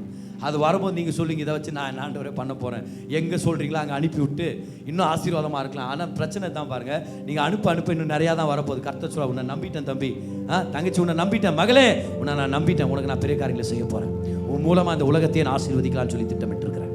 நான் கர்த்தர் செய்வான். எப்பேற்பட்ட சட்டமாக இருந்தாலும் கவலைப்படாதீங்க. எப்பேற்பட்ட ஒரு சில ஜனங்களுடைய குவாலிஃபிகேஷன் டேர்ம்ஸை பார்த்து பயந்துடாதீங்க. நம்மளுடைய குவாலிஃபிகேஷன் இயேசு கிறிஸ்து மட்டுமே. அவருடைய ரத்தம் நம்மளை நல்லா இருக்கும்னு சொல்லி குவாலிஃபை பண்ணியிருக்குது. இல்லை உங்கள் கிரெடிட் ரெக்கார்ட் மோசமாக இருக்குது, இயேசு கிறிஸ்துவுடைய பிளட் ரிப்போர்ட் நல்லா இருக்குது, அவருடைய செயல் முடிவடைந்ததாகவோ நிறைவேறினதாக இருக்கிறது. அது நிமித்தம் நான் நல்லா இருக்க போகிறேன். கர்த்தரை ஆசீர்வதிப்பார். ஹல்லேலூயா. பக்கத்தில் ஒன்று பார்த்து சொல்லுங்க பார்க்கலாம், ஏன் எதிர்காலத்தை நான் தீர்மானிச்சு அது நிலைவரப்படுவதை நான் பார்க்க போறேன். I'm going to see that. God will empower me to that place. அருமையான ஒரு ஸ்டோரி நான் கேள்விப்பட்டேன் பாருங்க. அதில் TBN டெலிவிஷன் நெட்வொர்க் பற்றி அமெரிக்காலேயே பல ஆண்டுகளாக சுவிசேஷத்தை தாராளமாக பிரசங்கிக்கிற வீடுகளில் கொண்டு போய் சேர்க்கிற ஒரு டெலிவிஷன் நெட்வொர்க் தான் TBN. 70s 80sலாம் கேபிள் நெட்வொர்க்கில் தான் எல்லாமே நடந்துட்டு இருந்துச்சு. அப்போ TBN கிட்ட பால் க்ரௌச் அப்படின்றவர்கிட்ட 2 கேபிள் ஸ்டேஷன்ஸ் இருந்திருக்குது பாருங்க. நல்லா கவனிங்க, ரொம்ப முக்கிய ஒரு அருமையான ஒரு அற்புதத்தின் ஸ்டோரி. 1985ல கவர்மெண்ட் ஒரு ரூல்ஸ் கொண்டு வந்துருச்சு. கேபிள் வழியாக டிவி ஸ்டேஷன்ஸ் இனி ஆப்ரேட் பண்ணக்கூடாது. இவங்கெல்லாம் நிறைய கேபிள் ஆப்ரேட்டர்ஸ் இதுக்கு போராட்டம் பண்ணாங்க. ஆனா கவர்மெண்ட் அதுக்கெல்லாம் சாயவே இல்லை. இல்ல, கேபிள் ஸ்டேஷன்ஸ் இனி உங்களுக்கு லிமிட்டட் தான் அப்படின்னு சொல்லி மெயின் நெட்வொர்க்ஸ் தான் உங்களுக்கு இடம் கொடுக்காம என்ன ஆயிடுச்சுன்னா 80% அவங்களுடைய வியூவர்ஷிப் டிராப் ஆயிடுச்சு. டிபிஎன் நெட்வொர்க் உடைய வேல்யூ குறைஞ்சிருச்சு. 80% குறைஞ்சிருச்சுன்னா அது மிகப்பெரிய வீழ்ச்சி பாருங்க. ஆனா அவர் விடவே இல்லை. அந்த இடத்துல அப்படியே விட்டு போகவே இல்லை. ஆண்டவர் என்ன பண்றது அப்படின்னு சொல்லி விசுவாசார், ஜெபம் பண்ணார். என்ன பண்ணாரா, பல கேபிள் நெட்வொர்க்ஸ் ஸ்டேஷன்ஸ் இப்போ என்ன பண்ணாங்க, விற்க ஆரம்பிச்சிட்டாங்க. கவர்மெண்ட் இப்படி ரூல்ஸ் போட்டுருச்சு, இதை வச்சு நாங்கள் என்ன பண்ணுறதுன்னு சொல்லி பல லட்சங்கள் வர்த்தா இருக்கிறது ஆயிரங்களில் வித்துட்டு போயிட்டாங்க ஜனங்க. இவர் என்ன பண்ணியிருக்கிறாரு, என் கர்த்தர் அழைத்த ஒரு உண்மை உள்ளவர், கவர்மெண்ட் வானான்னு சொன்னா எனக்கு என்ன, எனக்கு ஒரு கனவு இருக்குது, தரிசனம் இருக்குதுன்னு சொல்லி அவங்க வித்து போடுற எல்லா ஸ்டேஷன்களையும் ஒரு ஒன்றா வாங்கி வாங்கி என்ன பண்ணாரு, 2 கேபிள் ஸ்டேஷன்ஸ் வச்சிருந்தவர் 100கணக்கான ஸ்டேஷன்ஸாக அப்படியே வாங்கி வாங்கி வச்சுட்டார் எல்லாத்தையுமே. 1 வருஷம் ஆச்சு, 2 வருஷம் ஆச்சு, 7 வருஷம் ஆச்சு பாருங்க. 7வது வருஷம் 1992ல the law was changed again. இந்த தேசத்துடைய சட்டத்தை திரும்பி மாத்தினாங்க.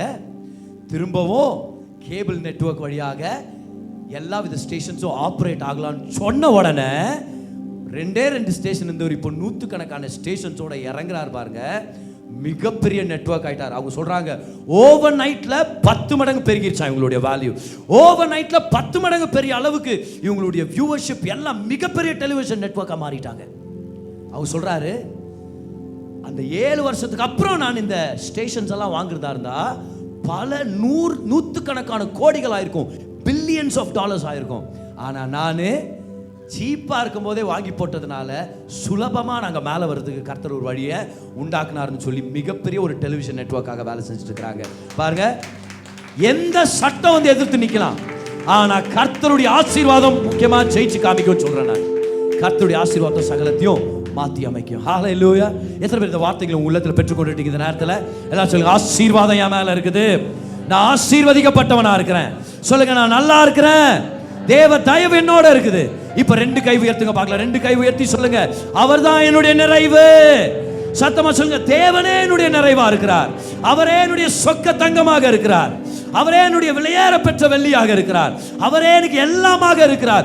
I will delight myself in the Lord. I will delight myself in the Lord. I'm not going to go after gold and silver. I will go after the Lord. I will seek him with all my heart. உள்ள நிறைவாக என் தேவனை தேடுவேன், என் தேவனுடைய சமூகத்தில் இருப்பேன், அவரே எனக்கு எல்லாமாக சொல்லி நான் அர்ப்பணிக்க போறேன். I will surrender my life to God. சொல்லுங்க எல்லாரும், நான் அவரை தொழுது கொள்ள போறேன்.